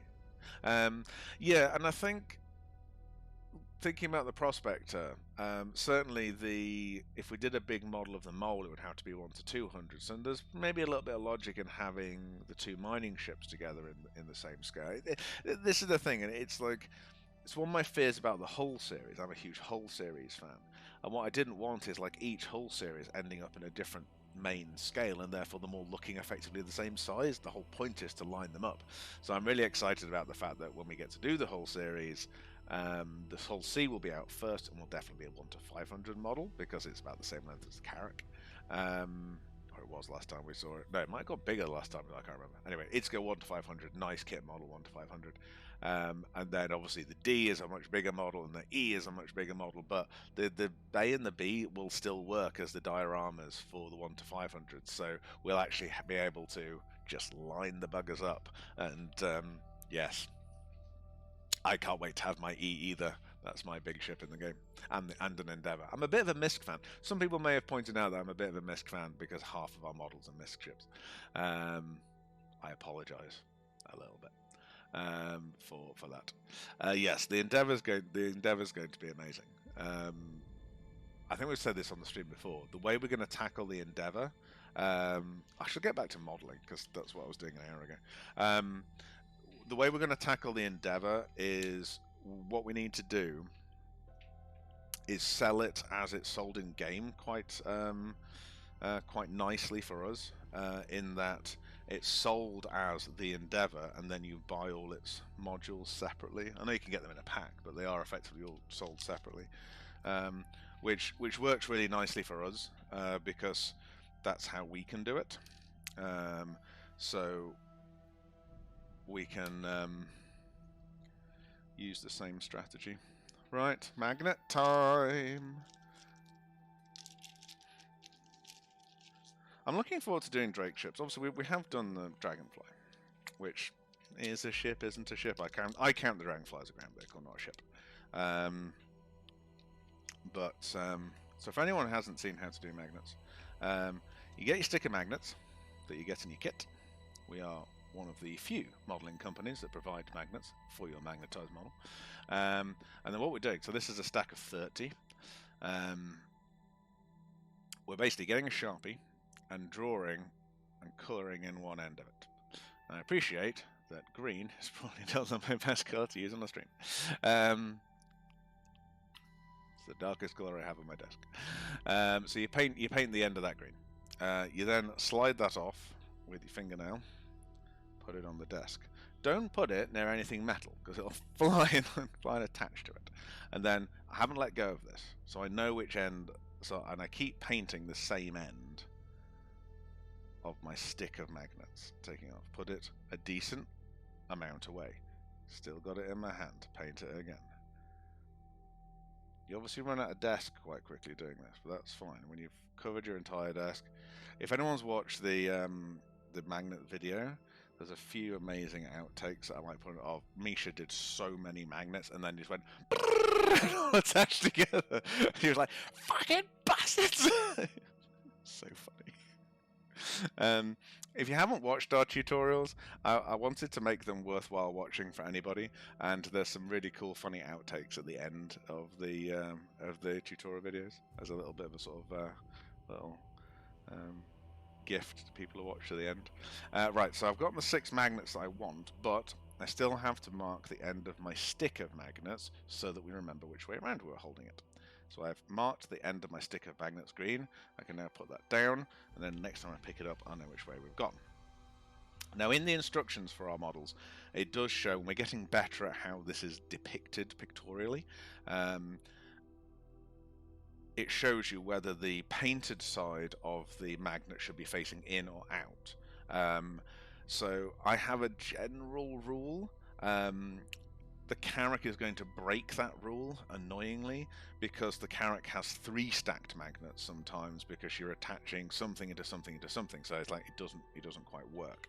Or rather, magnets are attaching more than one thing on. So you've got a magnet that is holding both the canopy in, the bridge, and the ramp, closed ramp.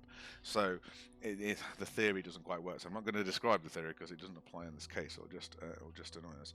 Right. So I want to put 6 magnets into this, and I want them all to be the same way up. So I'm going to get a cotton bud. I put a bit of glue on this thing. So glue into the hole, and then with this stick with still a bit of glue on, I can use that just to pick a magnet up, put it into the hole, and then wipe the excess glue off. And it pulled the magnet out. That's fine. We're good. We're good. That's fine. Now, what I don't want to have done is flip that magnet over when I did that. No, we're good. Because that's the other annoying thing. The actual super glue takes the Sharpie off. Magnets are annoying, but they're worth it. Right, so, and rinse and repeat. Obviously, if you do these things too quick, there's a risk that the magnets will pull each other out of the hole. So that into there. Isn't that bizarre? So when I wipe the green Sharpie off with the thing, it goes red when the green attaches. That's it. Yeah. I mean, I do have one of those floating magnet display stands that I bought to see whether we could kind of put models. Isn't that weird? When it sort of goes a browny red colour when the super glue mixes with the green Sharpie. Never noticed that before. You know, because obviously the thought of doing an actual floating model was sort of quite appealing to me. At the time, I determined that it was not going to be a good plan, because I don't know if any of you have got one of those magnet floaty shelf things. They're quite hard to get centered. Whatever you put on it has to be perfectly weight balanced, otherwise it sort of starts to sort of roll itself out of alignment. And the other problem is that when it loses power, it just goes into the base, and it would literally just shatter any model that magnet was inside. So the only theory we came up with was to have a we were considering this for a very large model, or a large display model, not a kind of shelf display model. So we could have got away with making it out of a relatively flexible resin. There is a sort of rubber resin that we use for the tires on these, so the potential was to make it out of that and have the magnet actually sitting in a cup underneath, so if it did twang out of it, it would jump out of the model from the bottom, and then the model would just land, rather than the model being just smashed into the deck. Yeah. Maglev version of the Dragonfly model. Good luck to them. I'm not saying everything's possible. I never ever say it can't be done, because that is not how humans work, for sure. So right, so we've got all those in there. They're all the right way out. So the green's pointing up the way, so that's fine. Yeah, I think that there's a one of the. I think second place of our paint contest, the first paint contest we did. We will be doing more paint contests, by the way. I haven't quite decided when yet. but he'd done an amazing Dragonfly diorama with very, very thin fishing wire, so it floats, and it looks spot on, really well done. Is it possible to build LEDs into your models? Well, yes. So the freelancers have clear centers to all their engines, so they can be illuminated. Not see anyone done it yet. The arrow, a couple of people have lit, so we know that it is something that people want to do. So on the Carrack, we have gone the extra mile to make them as easy to light as possible. So where there is a window, there is a window. So there are clear prints that will go in behind every window on the Carrack, including the bridge, obviously, because that's a clear print. Even in the hangar, there is a clear print that sits underneath here, so it's like a frosted clear print. So the idea being putting LEDs on the inside of the Carrack, and this is another reason why we've left there's a door in the bottom to get access to stuff, should illuminate all of the windows where they should be illuminated. We're also going to include 2 sets of engines, one clear, one solid, so that if you want to do some cool tricks with the rear thrusters, you can do. So we are not providing, lighting kits or anything with the Carrack, but we have done absolutely everything we can. So even like the windows in here, absolutely everything we can to make it a really cool model to light. So all the windows will be in here. Where there should be windows, say clear prints glued in from the inside, so that hopefully lighting the inside of this will be easy to light. So we've gone the extra mile with the Carrack on that front. Right, so now let's put some pods together. I sort of moved everything out of our way. Right, I've never done this before, so this is going to be interesting. So we need to get our magnets again. So one of these great theories of putting magnets on the inside of these. So let's see how easy it is. Right, so again, got us holding our stick, got the green end out, so that we can make sure that we're painting the same end, because obviously if you don't do that, you'll end up painting one set of magnets, the opposite end to the other. Some people have asked in the past, well, can't we get magnets that are pre-painted? It's like, oh, it's a model, make it. Winchy. I'm sure they exist, but they'll be a hell of a lot more expensive than these. I mean, we buy our magnets in packs of 10,000, because like the Arrow has 50. This is going to have 50 plus some of these new bigger ones. So we try and get the cost of these magnets down as much as possible, and certainly having ones that are pre-painted would be very costly. Right, that's our 6 magnets. Paint the end again in case we need any more. Right, I think we're going to have to use a scalpel to put these in, which is always a bit amusing. And this is the thing, obviously, we do need to test the theory of, how buildable our own models are. We might treat ourselves to a new cotton bud now, since I have a million of them.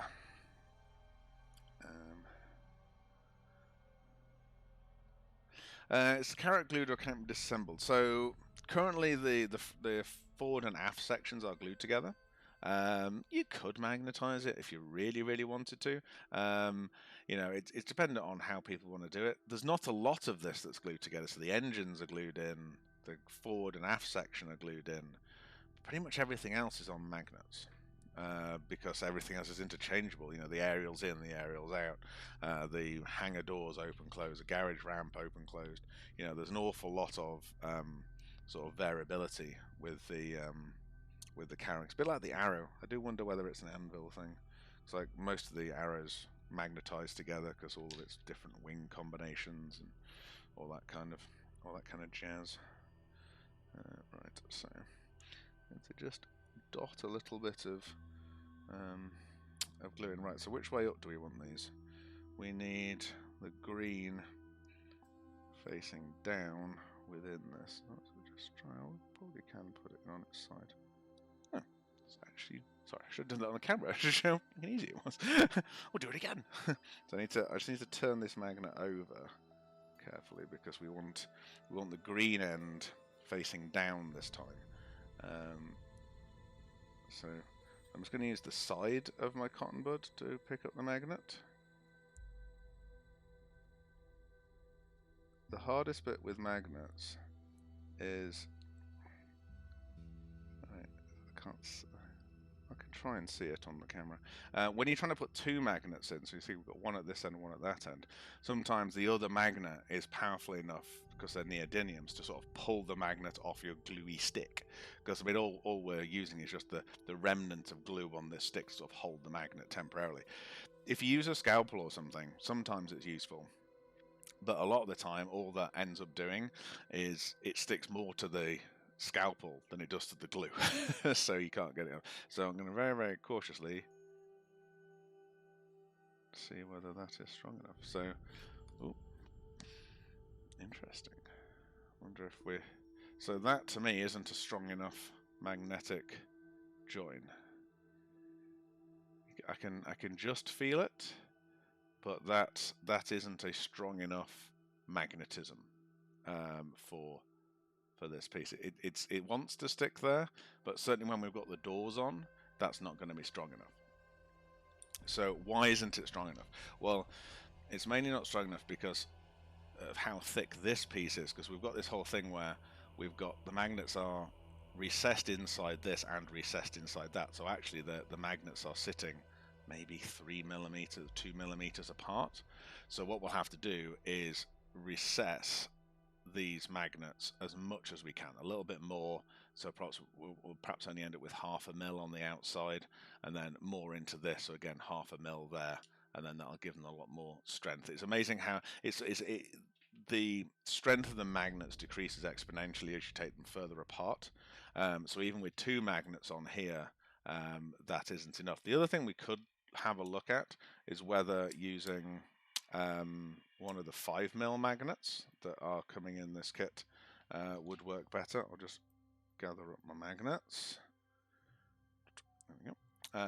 So we've got these 5 mil magnets now, which are coming in the Carrack. So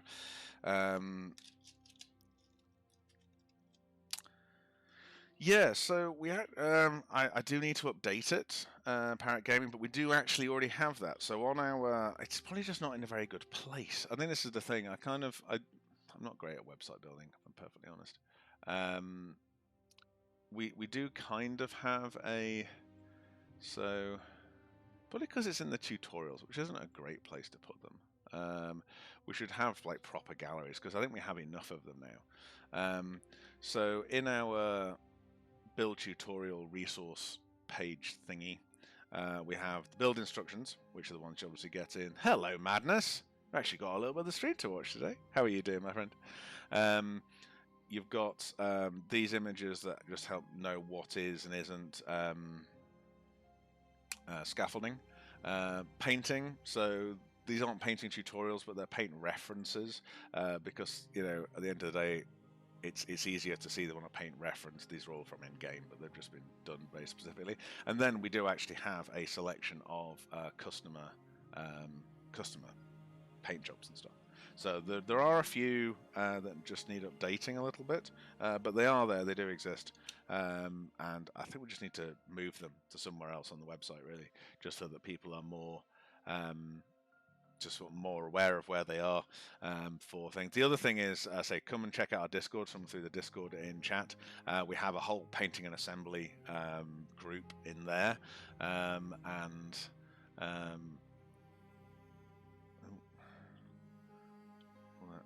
let me just come to there so I can drag it across. So within our painting and assembly Discord, in our painting and assembly Discord, we have this is, can't zoom in. So this is some of Nighthawk's paint jobs that he's doing at the moment. Some of Steve CC's. So yeah, there's loads of hints and tips and people sort of live painting their dioramas. Nighthawk's in this awesome one, so he's broken the tail off deliberately, and so you can see the cables sticking out of it and stuff. So he's doing like this crash diorama, and he's done like a whole This is his sort of diorama base he's built for it. So it's sort of crash into a lagoon. So that's looking amazing. So that isn't strong enough. So we're going to have to tweak where the magnets sit. I think I'll tweak them in this because we do have a decent thickness of resin there. And I say what we could do is put bigger magnets in this. So we could go up to the 5mm magnets because we are including them in the kit, and they're literally a couple of pence more expensive each, and they're not really going to make a huge amount of difference. And that would just give us that little bit more strength for holding these cargo pods on. However, we will still have a look and just check the cargo pods fit, because them being magnetized or not won't actually make any difference, just from a point of view of them fitting. So we shall need, we won't glue these together, we'll just place them together for now. So there's one.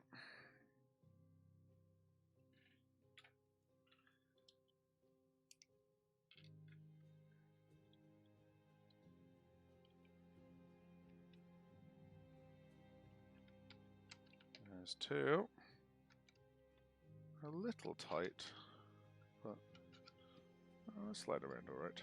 That's not too bad. So, will we get a third one in? Another door. I need another door. It's not the door.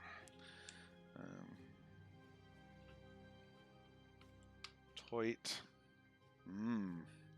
Little too tight, really. So, yeah, that's a little too tight. So what we got to sort of accept is these are really supposed to be held in by the magnets. So we don't want this to be a tight fit because they're going to be harder to get out. So I imagine what's happened is we've added on this these sort of like ribs and things on the side of them just to give it the texturing, and that has just made them, each of them 1/4 mil wider, and it's made it too tight. And again, it might be the door that we've put in there. We've just not allowed enough for it. So this is one of those things that it fits in CAD but doesn't fit in real life, and that's because CAD isn't real life. CAD doesn't have real world tolerances of manufacturing tolerances. So just because it works in CAD does not mean it's going to work in real life. And that's why we do lots and lots and lots of test printing. So we just need to take off maybe 1/2 millimeter off each of these, because I do want these to be relatively loose fitting, because the other thing we have to consider is paint. This will have paint on, this will have paint on, a couple of layers of undercoat, a couple of layers of top coat, so that will add 1/4 mil as well. So we'll err on the side of caution, make these a bit looser, get the magnets a bit stronger. The other thing we have to do is we have to make a one of these cargo pods. Looking at the model, it's going to be the back one. So make another one of these that has 2 great big slots cut into it for the base. So there'll be a big solid section inside each one of each side with a through hole that goes all the way through it, so that the acrylic upstands will be glued into this cargo pod. And that's how I'm going to do it when it's in flight and on the stand. Actually glue, or have the person who's building it glue the upstands into this sort of specific cargo pod that is the stand cargo pod, so it'll just sit permanently on the stand, so that you just take out one of these pods and put the stand pod on, and that'll be just this amazingly tough point of contact. So we won't need a 3rd leg to the stand, because like the freelancers and stuff, they have a 3rd leg, so that it's balanced. This won't need it because there's so much sort of torque from this cargo pod being inserted in that we won't need it. It's so close to the center of balance of the ship, because it's probably a little bit too. And that might be spot on, because obviously you've got the. You'd think they'd be here, wouldn't you? We've also got the wings on, but the wings aren't huge. The wings aren't hugely big or heavy, so it won't shift the center of balance too much. And because there's quite a lot of the garage and stuff, actually adds quite a lot of thickness and weight to the front section, because it has wall inside wall inside wall. So I think this back pod will be pretty much spot on for a weight center. Oh, the blue and white one. Yes, I don't think Nougatine's in. Yeah, Nougatine's. It is certainly my favorite. Certainly my favorite dragonfly. Well, it is difficult because I do love the diorama that's got the floating one. It's actually a really, really difficult call. But yeah, for those who haven't seen Nougatine's, Nougatine's blue and white dragonfly. There's something about like non-in-game skins being used that is really kind of cool. Big fan of that. So yeah, very nice indeed. I've got magnet stuck to my mouse. That's why it's not doing anything. Yeah, I was going to ask Manus ask you about the costings. Yeah, so we buy magnets, I say, minimum 5,000, I think is the smallest order we can do with our supplier. Sometimes I say when we, like 5,000 does 100 arrows worth. So it's not, it sounds a lot, but it's not. They work out at 0.7, I think 0.7 pence each. I think the magnets in the arrow are about £1's worth when you're buying them on those quantities. So it's not a considerable cost. If you just bought a pack of 10 of them, I'm sure they'd be insane. But just basic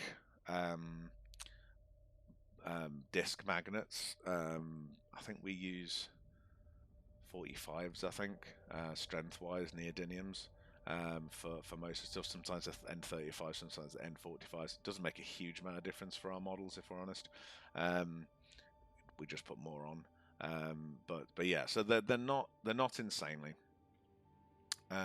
Magnets are better for sure, especially when there's all the landing gears and the ramps and all this sort of stuff. So the other magnet that we've got, just to do a little bit of a fit check on, is this new one. So this is now I've gone for a 1 mil thick magnet, and I might regret that. I might want a 2 mil thick magnet. Certainly that hole is too deep. The fit's nice, but I think the hole is too deep, so I'll recess that hole. The other issue is that there's another one in here. So need a bit of glue. Let's see how fresh glue. So for the wings, we have a magnet that sits on the inside of here, and a magnet that sits in there. So let's just do a quick glue test and see how they hold these wings on. A 3 mil magnet wasn't going to be enough. Oh no, Ghost and Coffee. Oh, that's such a shame. The magnets are a bit of the arrows on the magnet are the magnets on the arrow. I say with 50 of them, it is a challenge. And it's like a lot of things that we do. You don't have to do the magnets. It's still obviously a beautiful model, all glued together. You will also get better fitted seams and things with. Oh, that's interesting. So that is not going to pick that up. Oh, that's annoying. I've just glued it to my desk.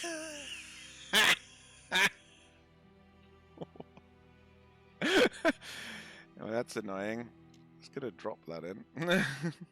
Just move it round into the glue. Right. So I've glued one into there. I've no idea which way around it is either. This is going well. This is glued to my desk. Right. We've extracted it from my desk.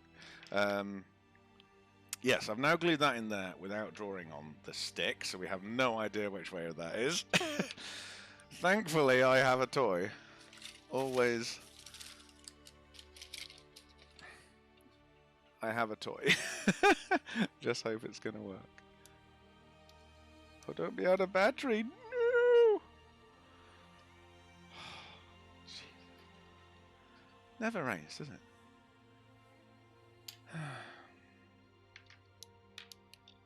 It's literally run out of battery as well. Oh, can I be bothered? No. Right, so when this works, you hold the button, it tells you if it's north or south. It's very useful when you're building hundreds of models out with magnets in. I treated myself to one. It was like a tenner. The glue is set. Well, no, that's fine. I want this glue to set. So believe it or not. So the way we find out which way this is we're going to take this stick of magnets and we're going to very carefully hover it into this hole, and we're going to feel whether the magnets are pushing or pulling.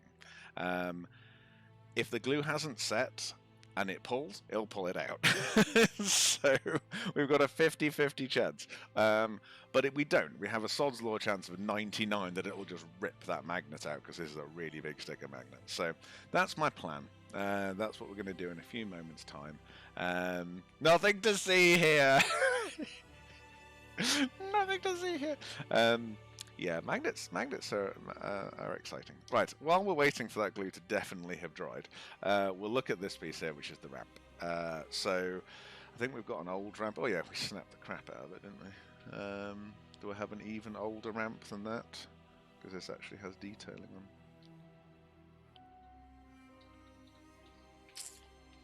on. No, we don't. Right, so this is, I can't do a before and after for you.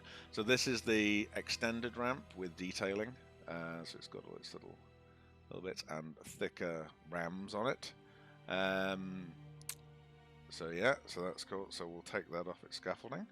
I do prefer snips, interestingly, when removing Tough 2000 supports, because they are tougher. It takes a lot more force to get the scalpel through them, so you do tend to through into your hand and things, much more with the tough resin, because you have to put so much more force behind it to, sorry, trying to keep on the camera, to actually break the supports. They're also a lot harder just to tear off, because again, they can take so much abuse.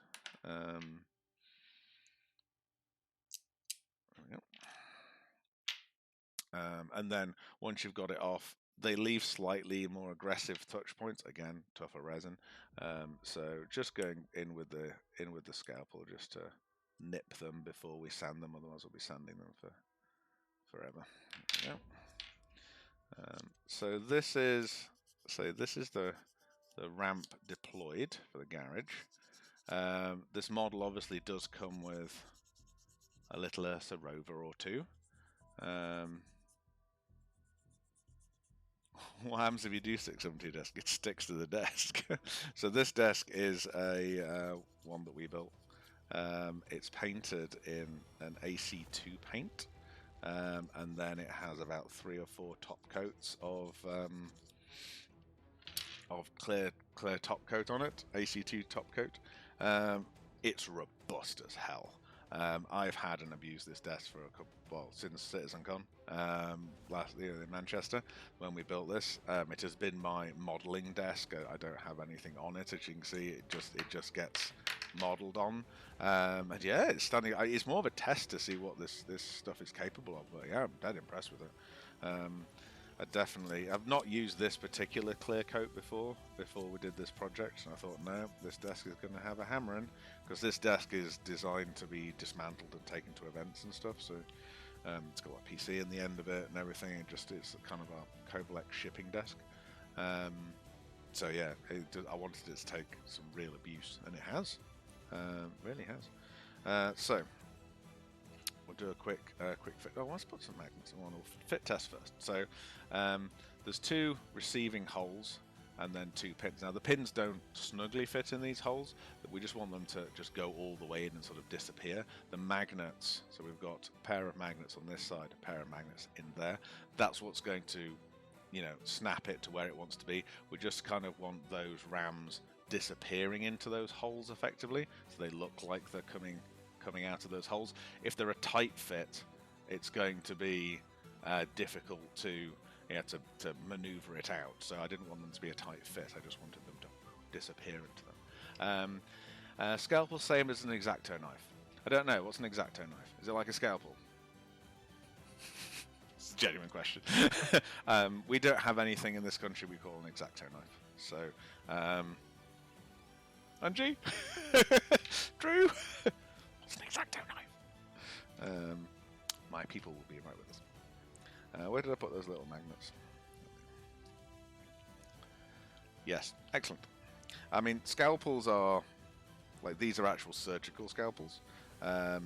I prefer surgical scalpels because you get a lot of different types of blades for them, and you can just interchange them. So you get hook blades and these like long, thinner blades and stuff. So I prefer, I like scalpels. The only other things we have as an option are modeling knives, and they tend to be a bit shit, really. I think anyway. I've always used scalpels, so I've always hurt myself with them as well. I mean, they are more dangerous. I will say that. Right, we've got a few with paint on here, so that's fine. Because we did do some that we didn't end up using. So, just lay some of these out.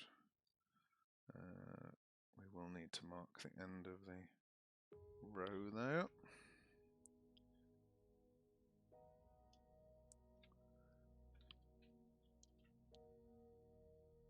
Because as soon as we don't, it won't be helpful anymore. Right, so blue. Better or step up. So you don't tend to see them in model shops. I'll be honest. You tend to look at them as scalpels. So they are surgical scalpels. But I say they're my personal preference. Doesn't mean it's the right answer, but certainly. You just tend to use what you know, don't you? That's like where I've been taught to do modelling. We've always just used scalpel. They're such. I mean, the blades come in packs. These are obviously non-sterile ones because they're not for actual performing surgery on people, so you get them. I mean, this pack's got like 10 blades in them. They're so quick and easy just to take on and off. So, and a brand new scalpel blade, there is nothing sharper. They are brilliant from that point of view. They're not particularly long lasting. I'll say that. But the cost of them is so small that most days first thing you do when you're starting your day is put a new blade on, because it's pennies, and you will have a much better day with a fresh blade. And it's a bit like sandpaper. I think the whole thing that Adam Savage did about sandpaper, which is just get a new bloody piece of sandpaper. You know, when you're using like an orbital sander or something, don't be precious about a piece of sandpaper. It seems really wasteful, but the thing you've always got to take into mind, is the value of your time. If you use a ratty old bit of sandpaper on an orbital sander, it'll take 3 times as long as a fresh bit of sandpaper. So saying, oh, I don't want to waste a 15 pence bit of sandpaper, you go, yeah, but you're willing to waste an hour of your time. That's worth a lot more. Value your time all the time. If you don't, then wonder why you don't have any money. Your time has a value, and I suppose it comes down to this stuff as well. Why should you buy a JRDF model rather than getting a 3D printer and drawing the files and doing all that, because it'll be a lot cheaper. Yeah, it will, as long as you consider your time to be worthless. Do you know what I mean? Because now if you enjoy it as a hobby, if it's your hobby making the models, then that's not a waste of time, because you're getting your enjoyment out of it. You're getting your your sanity, and it's your hobby, and that's a completely different thing. But if you are going down the route of making the model yourself to save money, then you have a hell of a lot more free time than I do. You don't value your time. And that's that is so important. I'd say if it's your hobby, that's very different, because you're actually getting value from spending time doing it. I wish I had. It's one of the issues with doing your hobby, what was a hobby, and turning it into a job. There is a genuine risk that you lose the pleasure of doing it. Alex the Droog, thank you for the follow. There is always a genuine risk that you stop loving what you do, and when your hobby when it becomes a chore,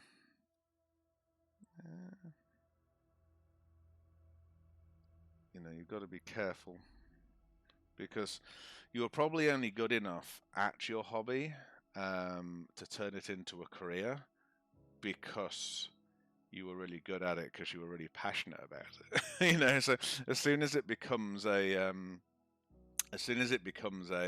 job, and if you let that job become a chore, you're not putting the passion into it, and then you're not very good at it anymore, so you're very bad at your job all of a sudden. So you've got to be really careful about that. Right, so we're going to let that dry, and we're going to let those magnets dry, and this magnet over here will be dry now. So that's fine. So we've not wasted we've valued our time and not wasted it. Right, so moment of truth. So, for all those who weren't here when I cocked this up earlier, I managed to glue this in without marking my magnets. So, I'm going to use this to feel the pull. Right, that's pulling in.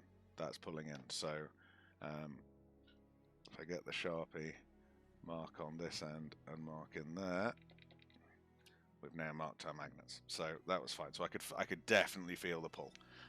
So that's fine. So that in there is now marked with Sharpie, and my stick's marked with Sharpie, because when we did it that way, we'll just get another test. Yeah, that's definitely pulling. So that's fine. So our magnet's glued in, this stick's the right way around. So when we do this magnet here, let's collect these magnets up, we now need to have this green face pointing down in this, so that it glues in, not into that one, into this one, because that's what we want. Right, so a little bit of glue. Just put it straight there. It's a bigger hole, so we can get away with it. Right, now take a magnet off, put it down there, draw again on our stick just in case we want to do another one. Because, you know, we've learned our lesson. And then just slide it in. And just pat it down. And then I say we'll just have to leave that to glue. If it's really one of the hardest things with doing the magnets is patience. Not patience when you're putting them in. Patience when you really want to check that you put it in the right way, and by doing that and sticking it in the model too soon, the magnets just rip each other out, and then you've got two magnets stuck together with glue in one half of your model. This is not a good thing. Hail. Yeah,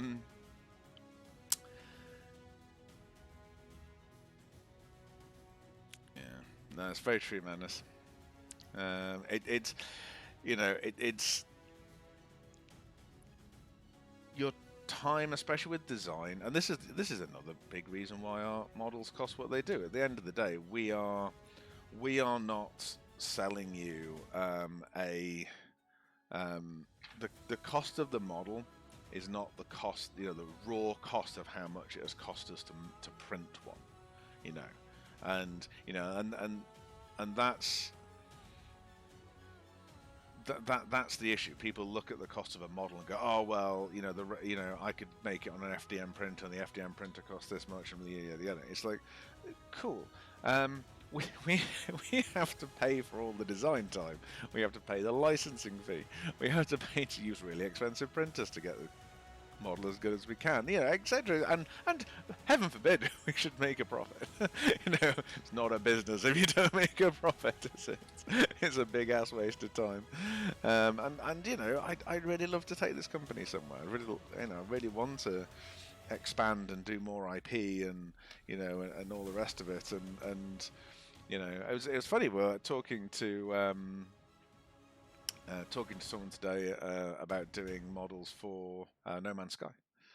Someone had done this like set of Airfix pictures, so with No Man's Sky on Airfix boxes, and it was getting like 600 likes. Like No Man's Sky tweeted it out that a fan had done, and Leonard Rain, who is an absolute star and one of our most amazing White Knights, and I think someone else as well said, "Oh, you should totally get JRDF to do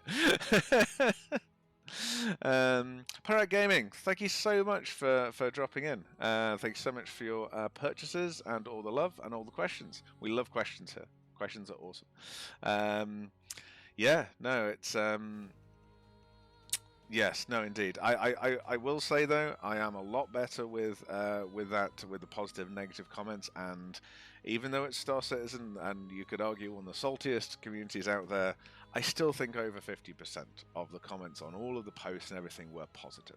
And I do not take that as a small thing. Do you know what I mean? 2 years ago when we started putting this sort of stuff out, it was 90% negative.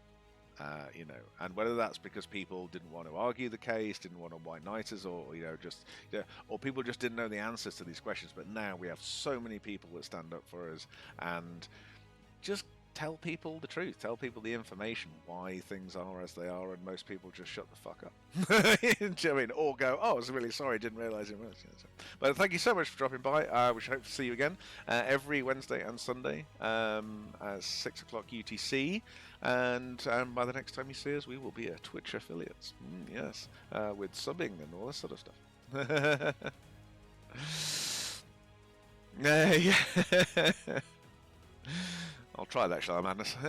Right, so I think this might now be set enough to go. So I'll try and get this so the camera will see. So, so you see, those holes are way... did I do this stuff before Star Citizen? I didn't do models. So before Star Citizen, I worked in the events industry, building trade stands and stuff. And I was, long story short, not that I'm very good at that.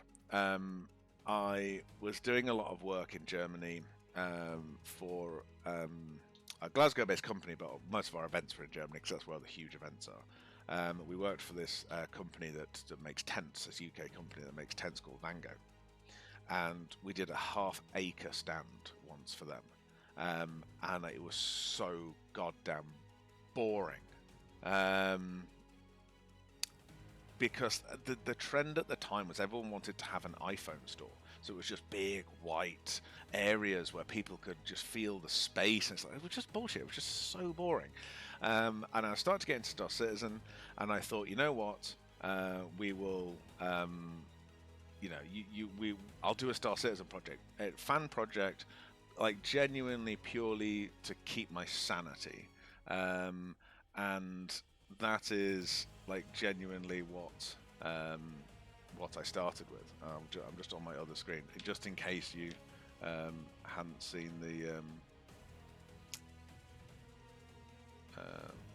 first project will be on here. Sure, as well. Yes, there we go. With no pictures at all. That's rubbish. Sorry, I know you can't see my screen. I'm just I could use my NDA screen, but it's just bizarre.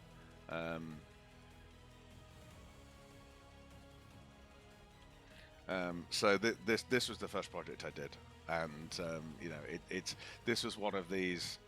It was a personal project. It was just a fan project.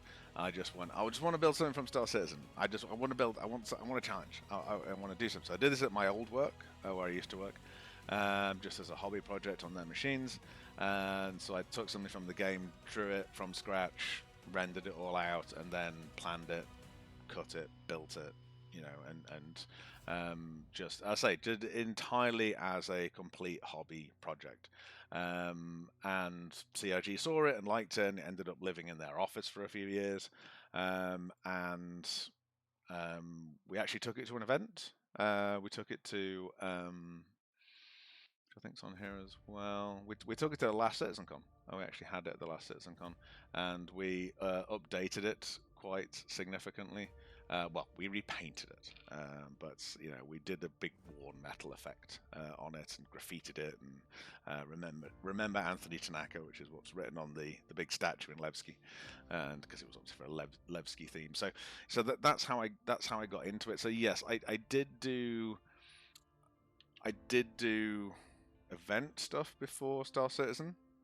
I'd never built spaceships before, like the Dragonfly and the Kraken and the Saber and stuff, but I had done this sort of stuff before. I'd never done models until we did the Kraken build for CitizenCon 2948.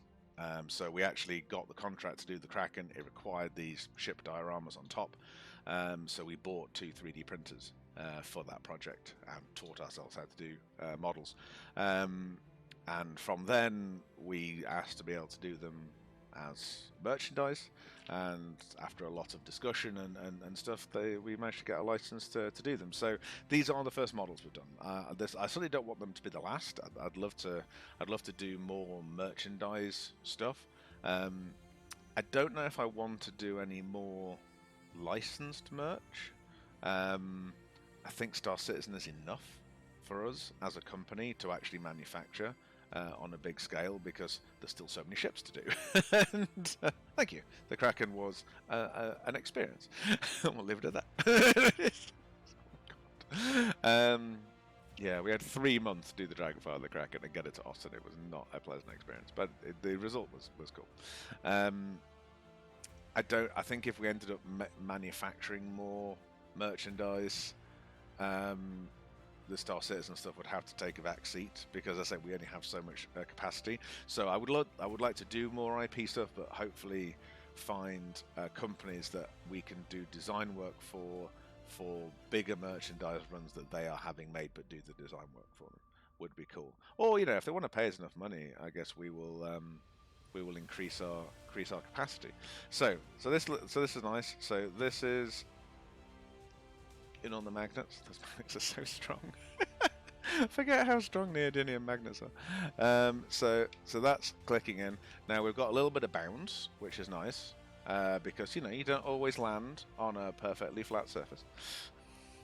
So let's put some landing gear on, because the thing is, we need to check that this does actually. It's the wrong landing gear. It's an old print. Is that the new print? That's the new print. So that can go in there. I won't bother magnetizing all that. We need some back landing gear. We might have to put that together. That's fine. It won't take us long. So, will one be enough?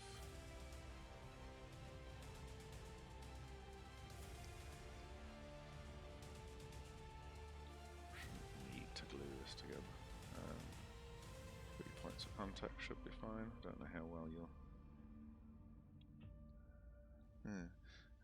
How do I show you this? That's a really good question. I need a flat thing. One moment while I find a flat thing. Just watch the cat for a second.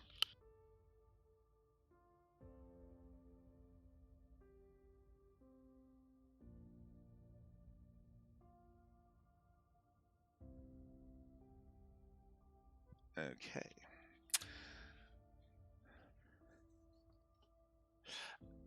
Miserable G small models, he did paint them all.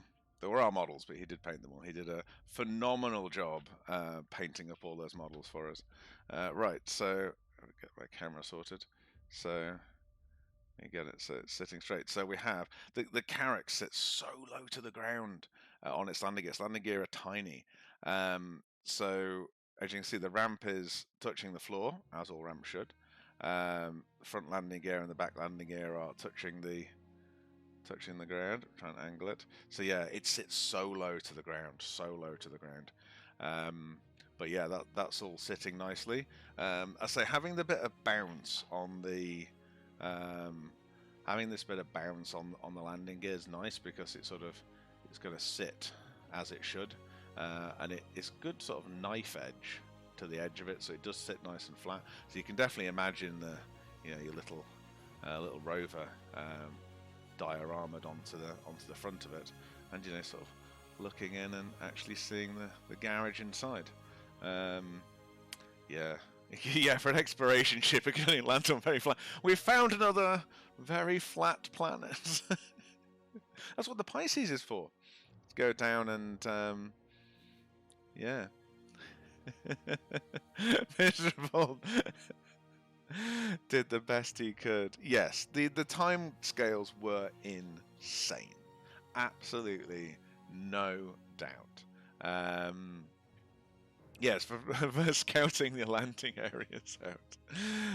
Yeah, Miz did an amazing job, and the quantity he painted, it still blows my mind. And it sounds really bad. I didn't really give him the credit he deserved for it, like in my mind, because we were just balls to the wall for months getting it all done, and you sort of, because he wasn't in the shop with us, suffering alongside us. We didn't see his pain, but he went through some. Oh, and he didn't get to come. He wasn't coming to Citizen Con. So it's feel for him. I Let me just grab a photo. But yeah, no, his stuff was amazing, and he also had to work. I will say this: he also had to work with one tied hand behind his back too, because they were the first 3D models we'd ever printed. So they were riddled with problems because we didn't have the time to reprint stuff. We had so little time to push all this stuff out. No, Engineer wasn't even on the team back then, were you? It was just me and Drew and Darren doing the work. So it was, yeah, 'cause I didn't actually meet Unji in the flesh until we were at CitizenCon that year. And yeah, so it was madness to sort of just post Miz all of this. Don't tell him this. It was madness sending him all of that stuff just to.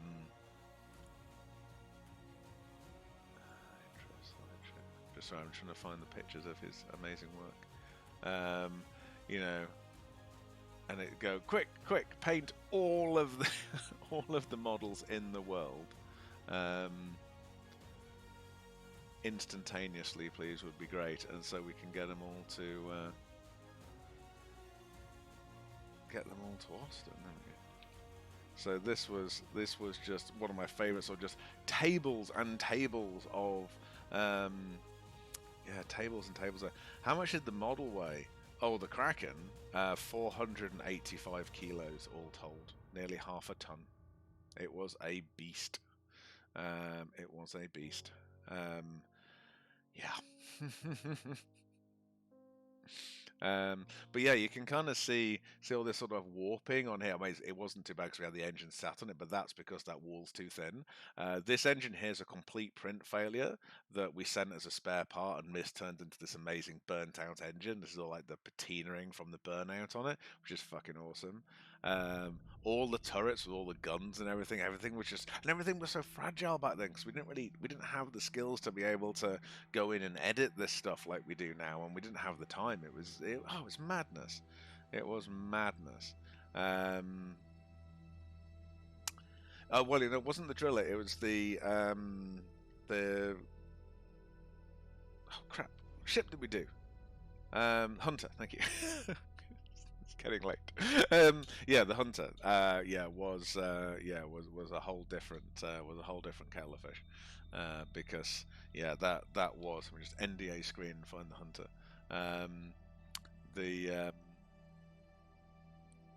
The Hunter was a. If I've got a picture of the Hunter, I have got this picture though. This is one of my favourite of the Kraken. So this is more stuff that Miz did, obviously, but this is a Buccaneer inside the hangar, and this is that wrecked engine and a crane. So it was supposed to look like it was they just replaced the engine on the on the Buck, which is cool. But yeah, no, the Kraken was a beast. It wasn't quite as heavy as the Dragonfly. The Dragonfly was a little bit heavier. It was half a ton. And I think even now I can't quite get over how big that Dragonfly was. Its front engines were 2.5 meters long. They were just 8 and a bit foot long, just the front engines of that thing. It was an absolute behemoth. And yeah, our biggest issue with the Dragonfly was that we had to air freight it. Well, same with the Kraken, we had to air freight it. So it all had to go in boxes that were no more than 2.3 meters long. So it had to be broken into so many pieces. Where are they now? Yeah, they're both in storage. So it's a sad tale. Sad tale. COVID may fix it. We don't know. We'll guess we'll see. They were slated to go in the 2 offices. The Kraken was supposed to go into LA, and the Dragonfly was supposed to go into Austin. And that was the plan at the commission of the project. Only 3 months before the event. By the time we got to the event, they'd employed so many more people that there was no room for them in the offices anymore. Literally, where they were supposed to be going, they'd put desks. And there was nowhere else to put them because they're so goddamn big. So they were put in storage waiting for the offices to expand. The offices have expanded but got full with people again. So dependent on the COVID situation, because I don't know whether some of these offices will downsize the number of staff they have at any one time, because there'll be sort of a bit of hot desking working from home maybe. There may be room for the Dragonfly to go somewhere. The other option is it could come back to the UK.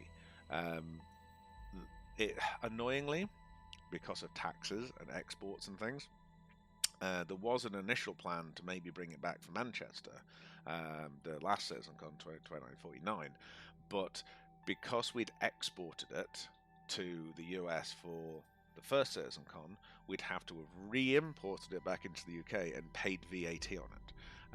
So it would have cost a huge amount to bring back to then send back. It's just every time you move it, you have to pay taxes on it but only for the first 3 years, I think. So if we brought it back now, it's old enough now that it doesn't. It's not like it's depreciated off the books basically.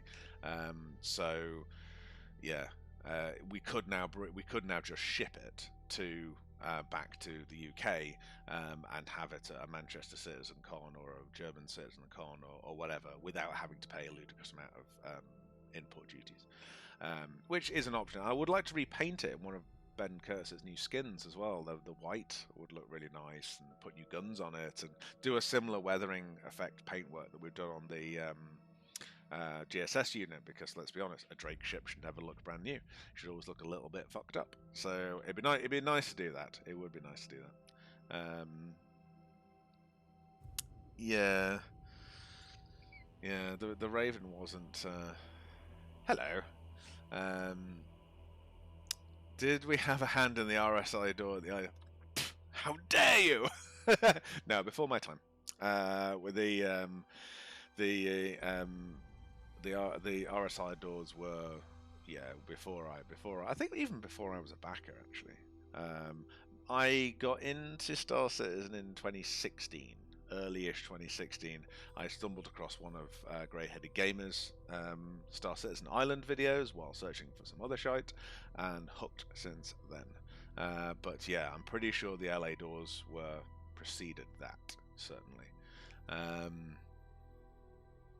Yeah.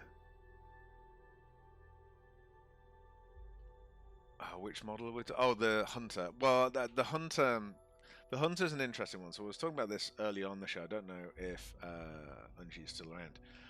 Engineer on the Hunter did... So the Hunter has... just flip my desk for a moment. The Hunter has a interesting webbing on it. I will have to work out where on earth these photos will be. I'm so bad at like managing my. I've got so many folders just called to sort. It's like, yeah, because that's a really good way to have things. It's just loads of things that say to sort. There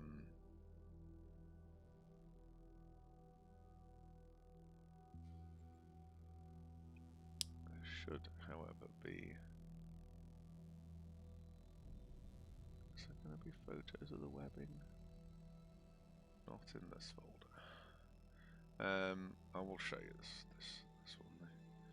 I've not got any specific pictures of the webbing on here though. So this is the Hunter. For anyone who hasn't.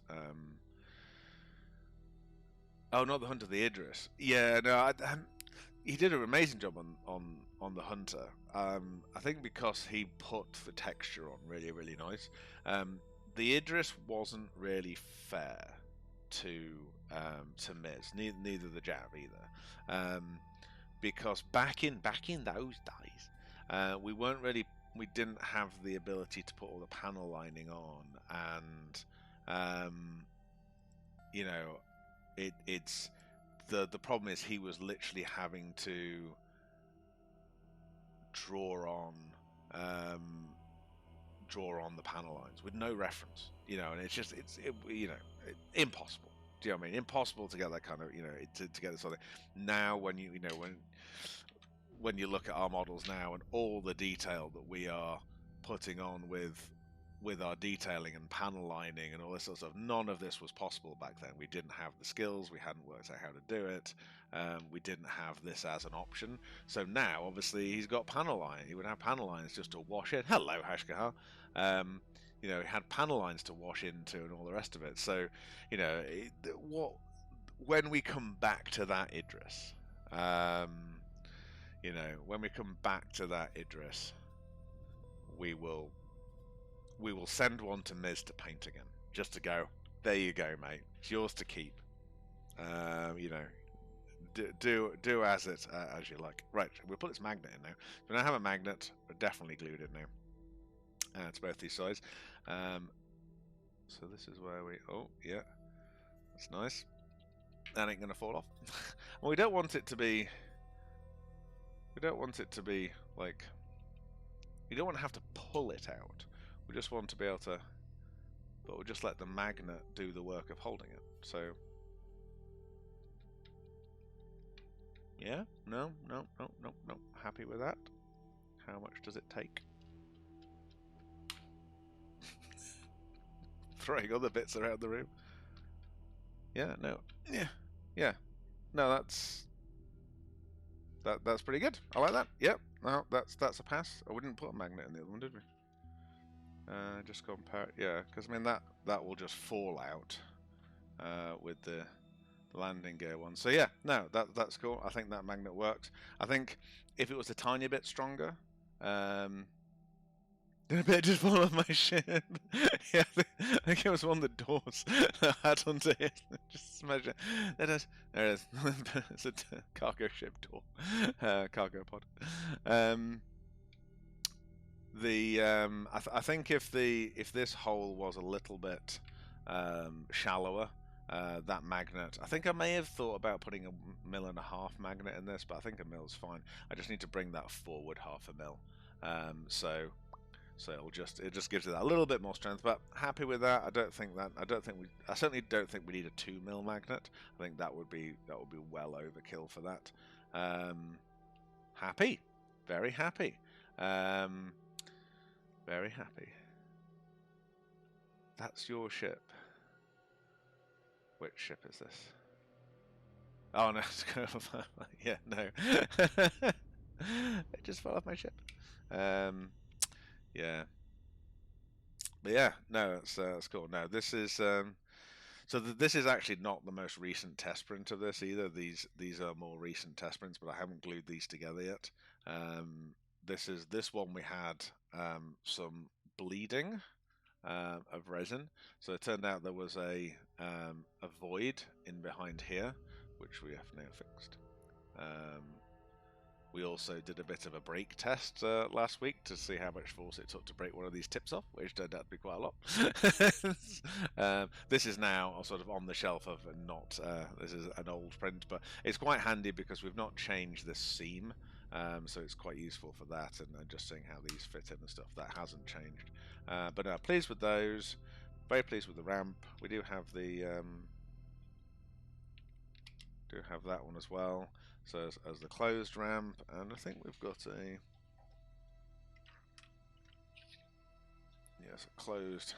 closed front landing gear as well. So again, that's on a magnet. So all of this stuff shuts up nicely, which is cool. Thank you for the follow. Hassansa. I need to literally I need to put that there on the screen to be able to read it. There's something behind it.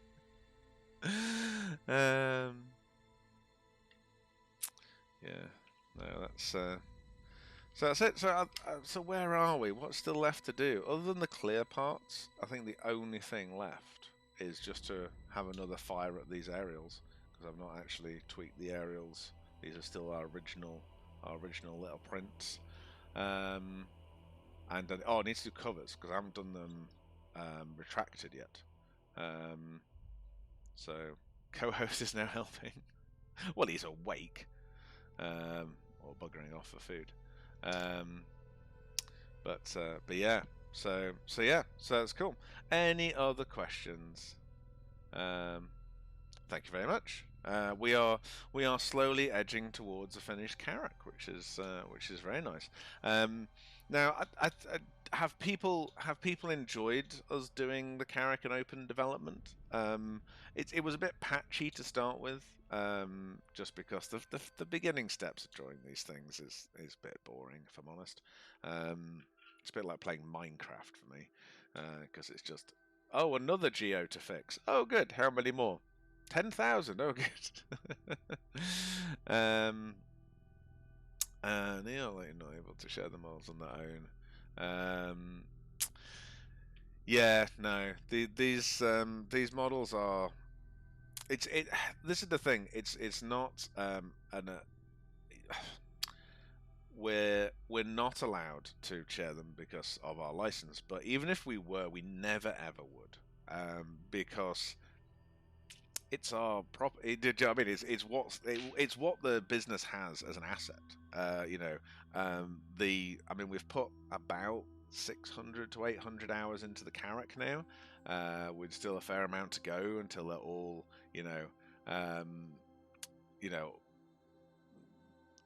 till it's all done, and absolutely finished and signed off for CIG. And it's that whole thing of, yeah, if we don't have the files to ourselves, then what do we have? Do you know what I mean? It's the only thing that gives us. Oh no, my co-host is leaving. Ugh, no co-host anymore. He's gone, left me. So yeah, it's basically all the value we have, and if we were to sell. If it ever got out, or other people had access to our IP, then they would be able to undercut us in price because they wouldn't have had to. They wouldn't have actually had to do all the work. So yeah, so we are. Even if for some reason CIG were like, oh yeah, just share it around. It's like, hell no. Hell no! We have put blood, sweat, and tears into getting these models to work. So yeah, I get yeah, I get it. I get it annoys. I'm not saying it annoys you.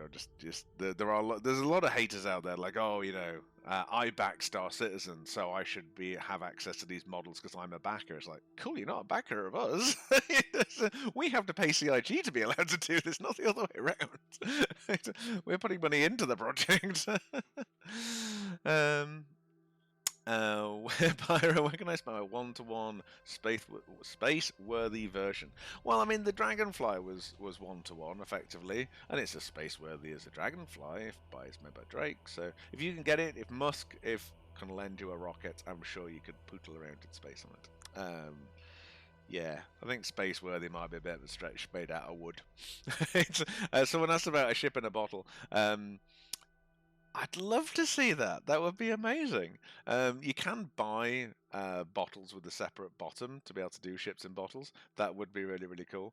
I've often wondered about doing a glass ship in a wooden bottle and see if I can persuade people to buy one of those. It's like, oh yeah, it's definitely a glass ship in that. It's much harder to do than a wooden ship in a glass bottle. Ah, it's a piece of piss. No, what you want, mate? A glass ship in a wooden bottle. There you go. Oh, only one of these around. See if I could sell that to someone. That would be phenomenal. Yeah.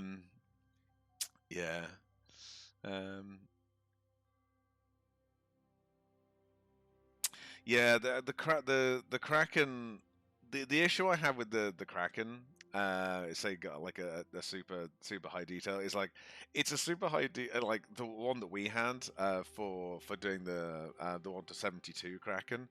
It was a broken mess. Because it was a concept model made out of parts of caterpillars and all sorts. By the time it actually got to the event, 3 months later, the model that they were using in the CG footage had come on a long way. It had all its greeble on for the renders and stuff. But I think it's going to change.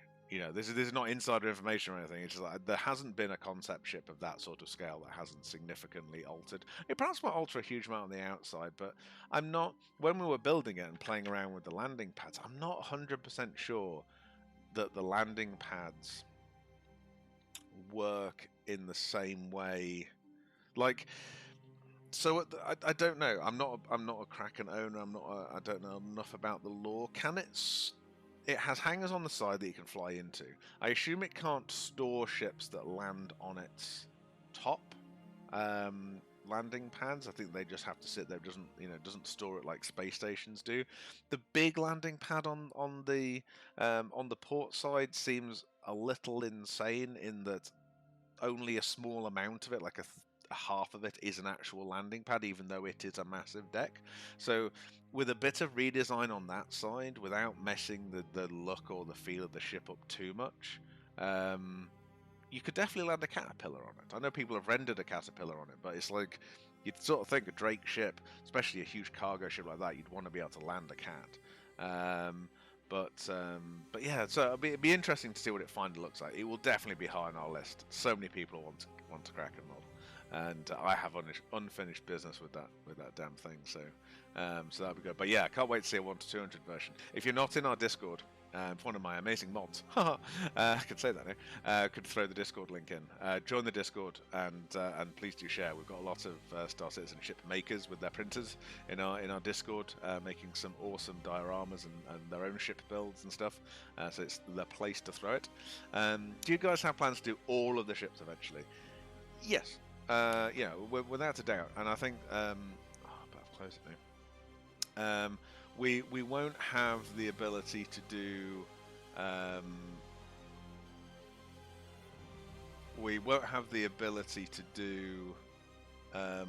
all the ships in, say, 1 to 200 or 1 to 100.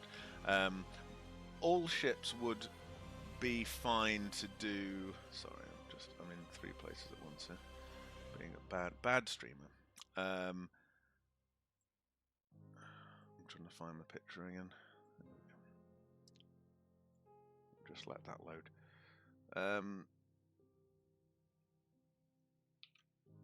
So each ship would make a kit in one scale or another, either 1 to 500, 1 to 200, 1 to 100, 1 to 40. To actually do every ship as a full-size kit, I can't see us ever doing, because they take so long to produce, sort of 4 to 6 months at least to get a kit done. CIG do ships faster than that, so we would really struggle. What we do have plans to do is to do every ship in 1 to 500, and this chart shows all the ones that are in game at the moment that we could do. So there are none on the ship that aren't in game, basically.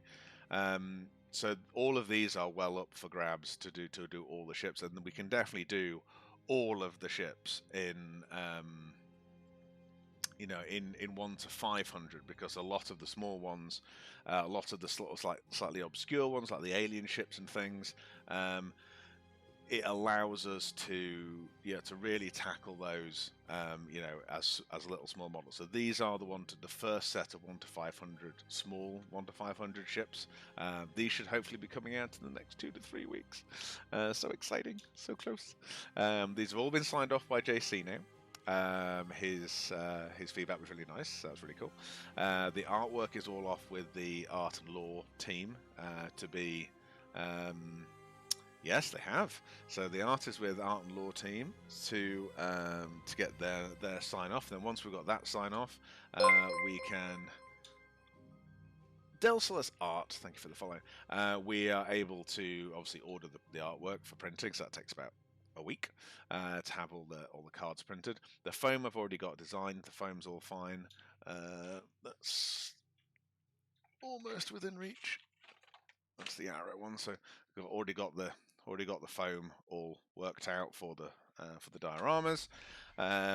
So we're kind of ready to go. Yeah. Probably. Do you have a possibility of being able to do?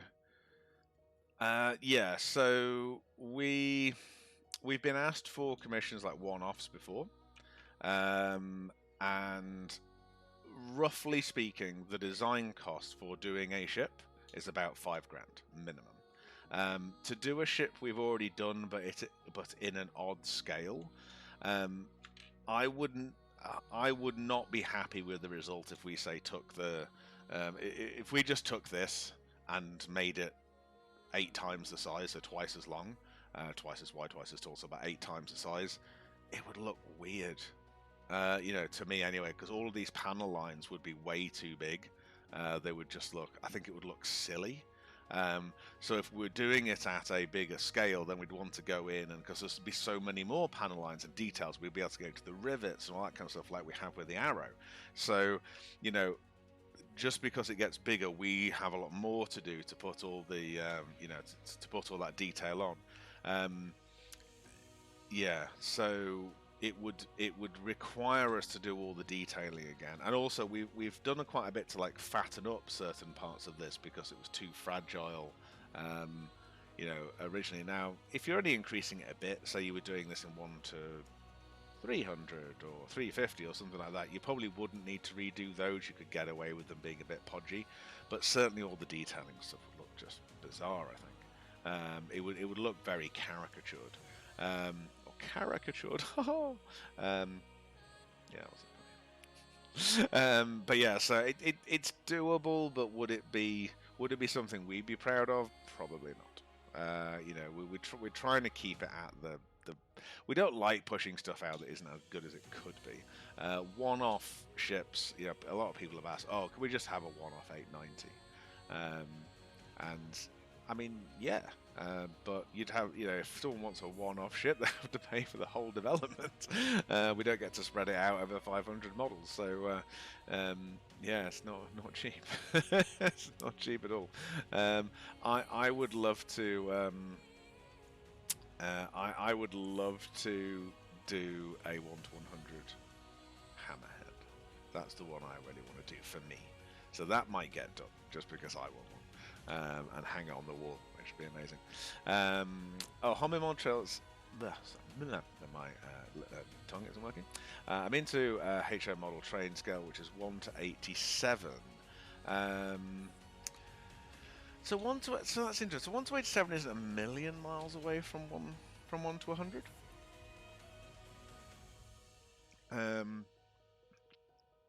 Be interesting. How tall is a person in HO model train scale? Because the reason I asked that is just that just because there is a scale, I always think that Hornby, certainly people, seem oversized for the trains they stand next to, but that might just be me. That might just be me not quite getting it. And it's that whole thing of we have done everything perfectly to scale. So I don't have a 1 to 100 person like an Arrow pilot.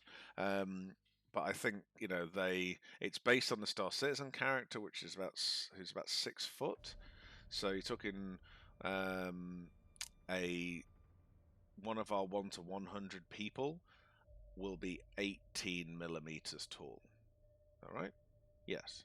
So 18 millimeters tall.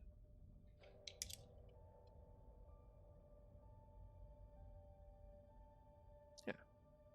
So I think that's a person 1/3 of an inch. A barleycorn! Yes! Sorry. I have this whole thing about barleycorns. A barleycorn is 1/3 of an inch. I spent a long time working for a company that used to 8.5.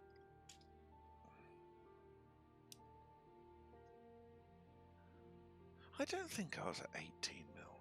That seems way too big. Have you got one kicking around, Drew? I don't have one on my desk. I think they're a little bit bigger than that, though. Are they? I don't know. My brain's not working anymore.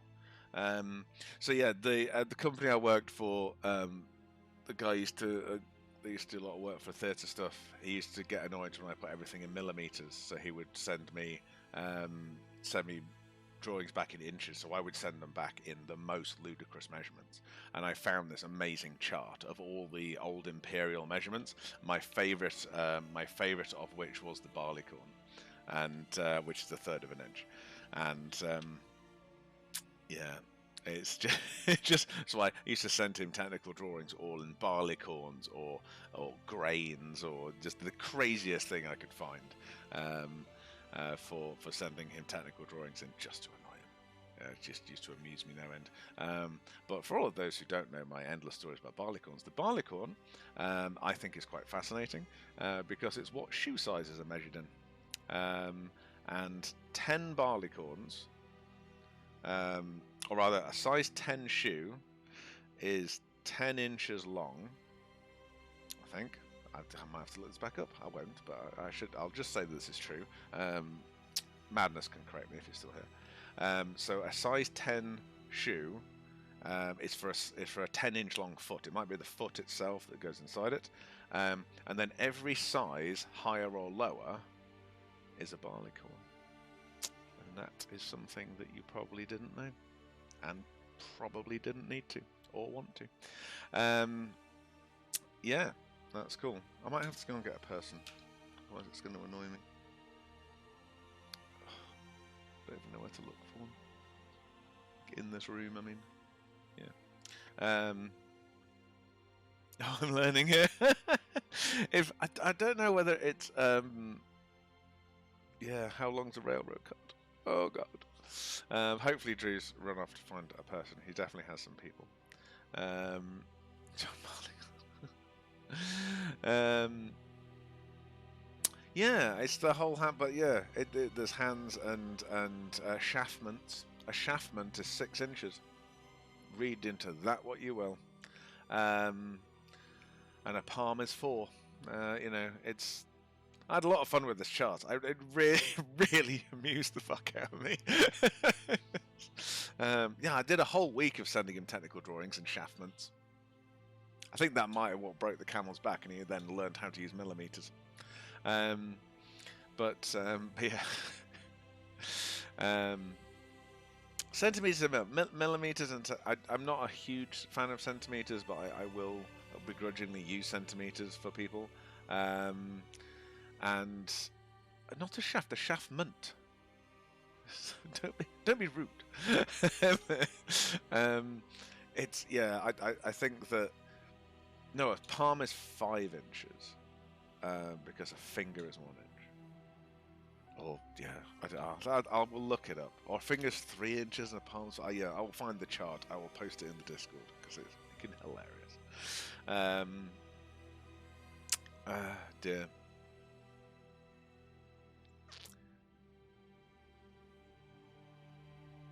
Yeah, so this is the other interesting about scales. A lot of scales, certainly for like stuff like Warhammer. I don't think I have a lot of experience with the. I suppose Hornbeat stuff is a more realistic scale than say a Warhammer scale or an army scale. Tend to be what's classed as hero scale. So their arms are huge and and people look bigger than much bulkier than they should be. Whereas as Golden Triangle say, we have a mathematical perfect scale based on Star Citizen assets, which are not hero scale. So yes, okay, some of the heavy armors look really big, but their actual people have, are just normally proportioned. So they look really sort of skinny, and a bit raky compared to Warhammer miniatures and stuff, which are just like, when you actually measure like their biceps, even just on an Imperial Guard trooper, are just way past Arnold Schwarzenegger. It's just it's just crazy. And then you've got actually Space Marines, which are all supposed to be like 8 foot tall, but you just sort of you just get used to playing with them as a normal sized thing.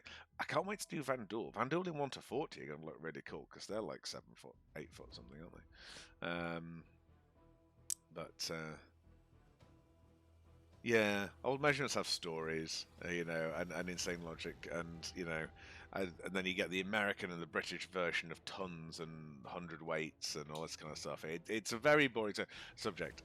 Speaking of which, we should totally have Madness back on to co-host it somewhere and just carry on the shoe conversation. Most of you will probably not have been around. Back in the very old days of us streaming, we had Madness on, and he came and told us all about shoe manufacture because he designed shoes, and there's a lot about the manufacture of shoes, and it was bloody fascinating. He did a full presentation for us, and we saw all like the different manufacturing methods, and why things are done as they are, and why things cost. It was fucking brilliant. It went on for hours because it was just like, we were just so fascinated. So I'd love to have a follow up to that. That would be amazing. Be a very makery stream. I think Cals might be co-hosting Oh, thank you very much. Finally bought the TR. Woot indeed. Yeah, I hope you enjoyed it. I like the TR. The TR, you know, is it's certainly the TR Cyclone TR is my favourite 1 to 40 model that we've done. I think because of the different guns and stuff on it, and I've got a lot of love for the fact that, you know, we did the Hurston Hurt Locker trophies out of them and stuff, and they're probably my favourite people. So the TR and the RC. Oh, thank you for the follow. Oh, I can't read that. Not even going to try. Don't do this to me this late at night. I think one of my favourite things about the TR were all the people we did, and this was the first time we'd really messed about with posing people. So one of the issues when you export a character from are there any 1 to 500 available? Not yet. So these little oh, I've lost them. Oh god. Totally went off the page. Yeah. So these guys are next couple of weeks. So these are the first one, and then the Carrack. So the Carrack is nearly done, so it needs to go through its sign-offs and artwork sign-offs and all that kind of stuff. So yeah, we're not doing pre-sales anymore. So when they are available, they are actually available to ship. So it's just a case of just waiting, unfortunately. But you know, if there's ever a community that knows how to fucking wait for stuff, it's you guys. Or us guys, I should say. We know how to wait. Yeah, I like the Cyclone model because the people more are part of my favourite parts of them. Because when you export people out of Star Engine, they just come out in T-pose, and to actually hand pose them, it is really difficult. So James, our wizard, came up with this amazing way of doing it. So it actually gave us it still wasn't a quick process. There's still a lot of like kind of forcing them to pose in particular anime, and then you sort of hand posing them a lot. But it did at least allow us to do custom poses, sculpts for our characters for the kit models. So for the TR, we've got 2 sets of 3 people. You'd say 6, but 2 sets of 3 people. So we've got kind of like an outlaw set, which are these guys. So we've got the guy on the turret with the heavy armor, spiky helmet, all that kind of stuff with the gun. There's 4 different guns you can put in it, that all come with the kit. And then the driver, there's a female in the passenger seat with a foot up on the dash and a hand holding on to the roof in a sort of like sand armor.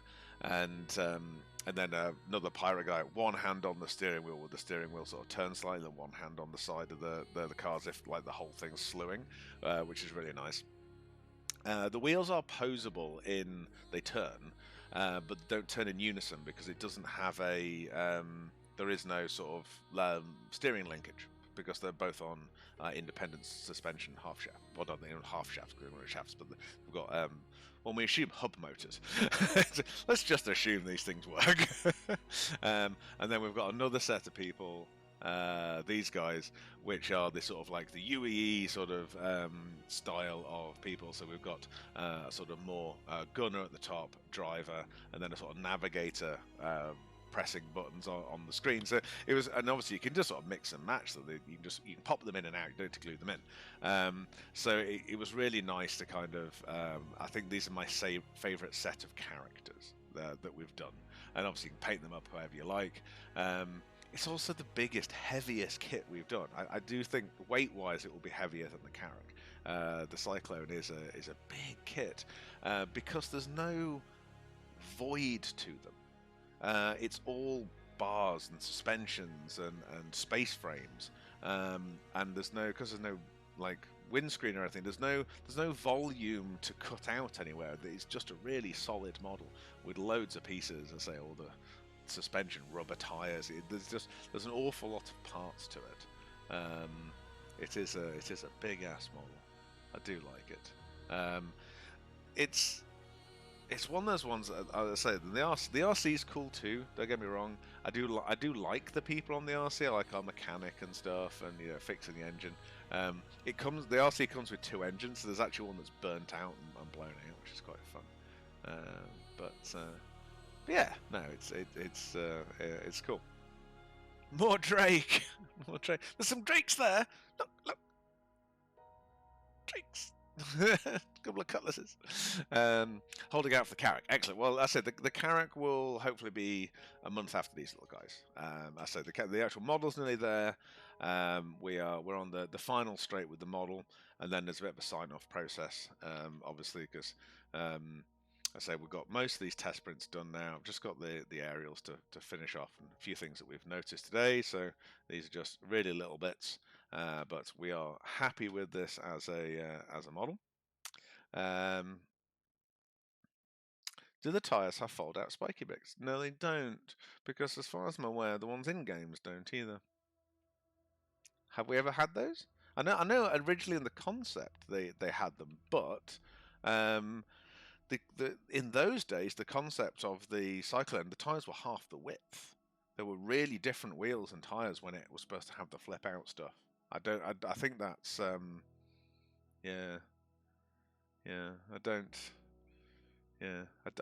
don't think that carried on. I know at one point they were also talking about having interchangeable tyres on the.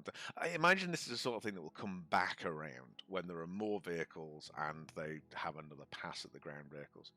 I smell cheese, so it's Drake. Oh, thank you very much. One of everything, please. I shall go and get a large box. Thank you very much. No, we are really proud of them. We have. I said for the people who haven't sort of known about us for too long, we have actually had a license to do this for 2 years now. But we are yeah. Oh, nice. Thank you very much. Much appreciated, and thank you for the follow. It's been a ride, and I say we are going to be firing a lot more models out. The 1 to 500 range will allow us to really start to catch up with CIG on these, because realistically we are, as I said before, we're never going to be able to catch up with them doing a big kit model, kind of like like the Arrow and the Dragonfly and something. A huge kit model of each one. There isn't the market for each one. There are obviously some ships that are more popular than others, does the 1 to 500 Pisces come with the Carrack? Yes, it does. So what we've got with the Carrack, I'll quickly explain the Pisces, because this was a decision that we had to make. I did have some kicking around as well. Anyone would think I was a messy worker. I won't hear it. Won't hear it. I had Pisces. You all saw it. You all saw I had a Pisces. Damn it.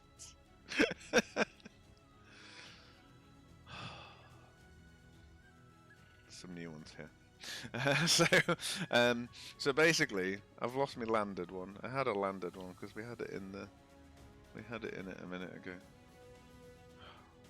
Right, okay. Don't pull yourself to the desk. Right. So the Arrow and the Pisces are going to be sold as a separate diorama on their own. So if you don't want a Carrack, you can buy Pisces models and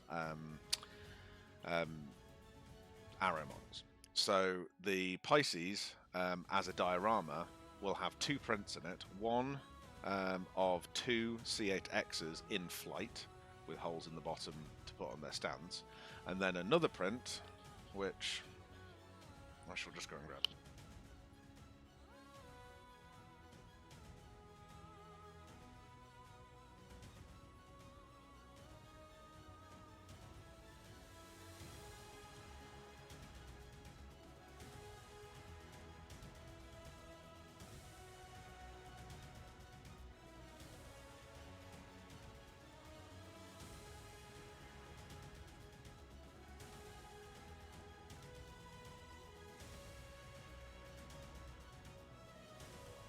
rather I would. Hey ho. Right, what should we do? We can demonstrate with arrows anyway. Glued under the desk. It probably is. It probably is literally glued under the fucking desk. So I say that's 2 Pisces C8Xs in flight. So I'll show you with the arrows as well because it's the same situation. So there's 2 sprues in the kit. One with them both in flight, and the other one with 1 in flight and 1 landed. So the little, we can see the little landed. Little arrow into the thing there. So that's what's going to come with the dioramas. You get 4 arrows and 4 Pisces in those dioramas. With the Carrack, basically you get the other sprue to this. So you get the landed and the in-flight one included in the Carrack Carrack kit model, as well as the Ursa Rover. The Ursa Rover, I currently have no plans to do a separate diorama pack with the Ursa Rover in, just because it's fecking tiny in 1 to 500. So yes.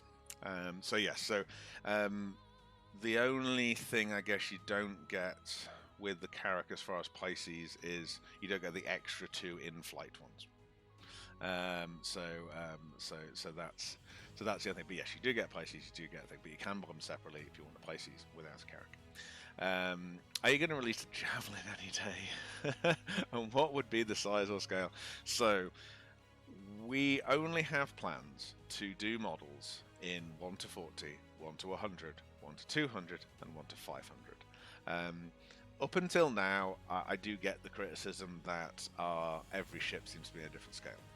But genuinely, from the start, that has always been the plan, to just do 4 scales. Which does mean that the Javelin is becking huge. So it's about a meter, I guess. Because what is it? 480? So bigger than the screen. Nope, can't even see that. There, yeah, it's going to be monstrously big. We have done a 1 to 750 Javelin, and it was huge as well. But a 1 to 500 Javelin is going to be monstrous.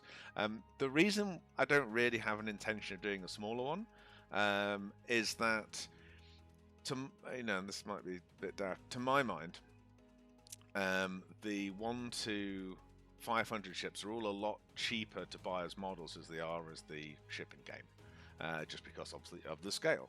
There may be a market for things like the Idris and the Javelin and stuff, maybe as Squadron 42 merchandise rather than fans of Squadron 42 rather than people who own them as ships in game, or they just really like the Javelin. They would love to have one day, so they want a model of it. I would never rule out anything of doing a smaller version of it than that, but that is the only current scale intention that we're going to do the Javelin model in.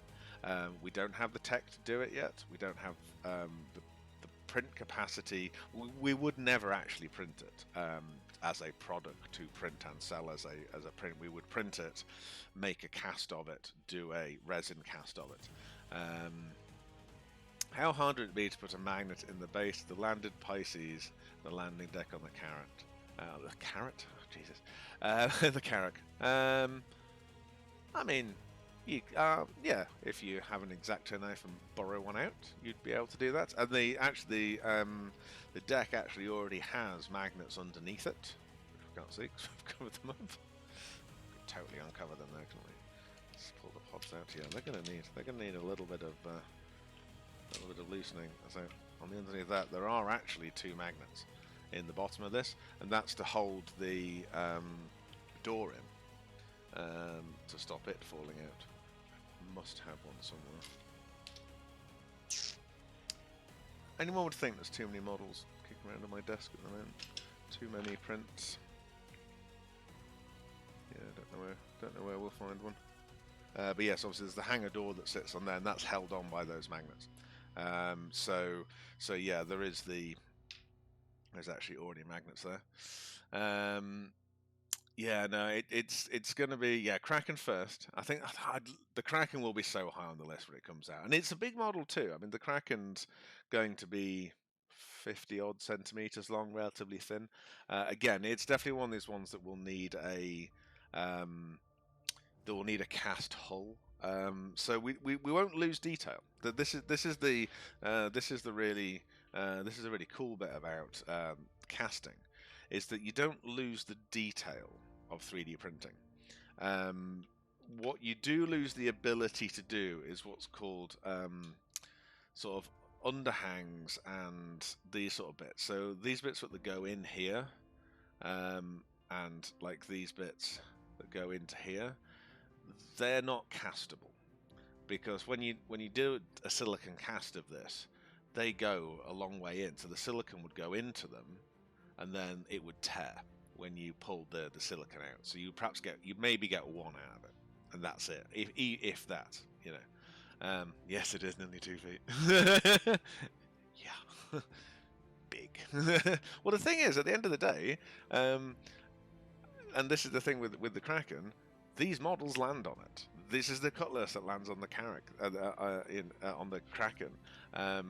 If we did a Kraken in a different scale, then we'd need to redo all of these again. I don't want to do that. Once it's enough. So yeah, so one of the whole points is, you know, these 1 to 500 things will be the ones that will land on it. So yeah, you get these undercuts at the back. Most of this detail will be fine, but you get like things like this, and these sort of bits won't survive being cast. All these bits in here, and then the little stuff like the landing gear, that would be an absolute ball ache to cast because of all those undercuts, all those voids. That's what 3D printing is good for. But when we're talking about you know, these huge ships, if we obviously we're separating them out into lots of pieces anyway because it's a kit model. But what we'd be trying to do is go, right, okay, this is the base fuselage of, say, the Idris. Strip off anything that we can't get away casting wise, and that will just be taken off as a separate piece and 3D printed. Engines, bridge, all this sort of stuff, turrets, and we will strip ourselves back to something that can be cast. Because the thing is, the thrusters and things will be big enough that the thrusters can be a separate part and all that kind of stuff. So we'll end up getting ourselves down to a fuselage that doesn't have these horrid undercuts and all this sort of stuff, so that we can 3D print one. It'll have to be in lots of pieces, more pieces than it will end up being, and we will seam them together and you know, properly join them and polish them up, and then take casts of them, so that we can then do the fuselage as a resin cast, like a Forge World model. Advantage and disadvantages: there's a lot more cleanup on a cast piece. Anyone who's bought a Forge World model will know there's a hell of a lot of cleanup to do on it. But it's significantly cheaper. It's significantly cheaper for two main reasons.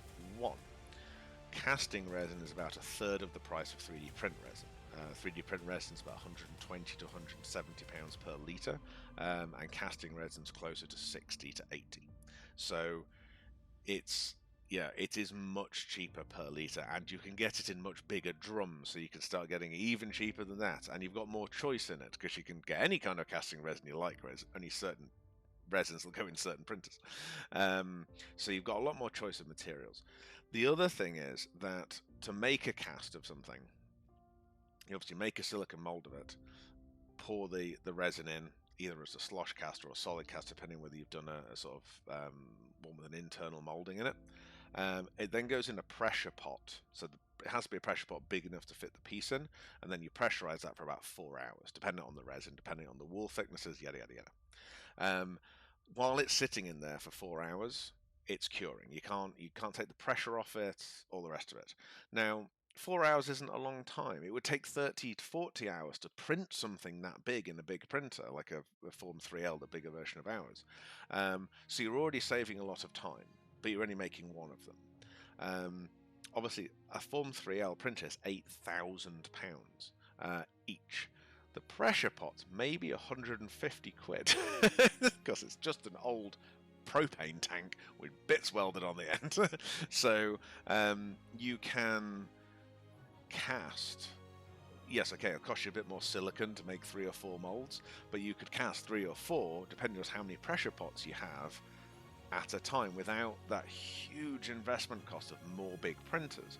So when we get this process down and we have a bit more space to do that process in, it means we can tackle these bigger ships for a relatively low setup cost. 5,000 or 6,000 would get us enough equipment and setup to be able to do, casting runs of 100 Idrises. 3D printing would cost us maybe 100 grand to be able to have the same setup, and they would produce much more expensive parts. So definitely casting has to be the way forward for these bigger ships. This is probably as big as we want to go as a ship if we're just raw 3D printing it. This is in 2 halves.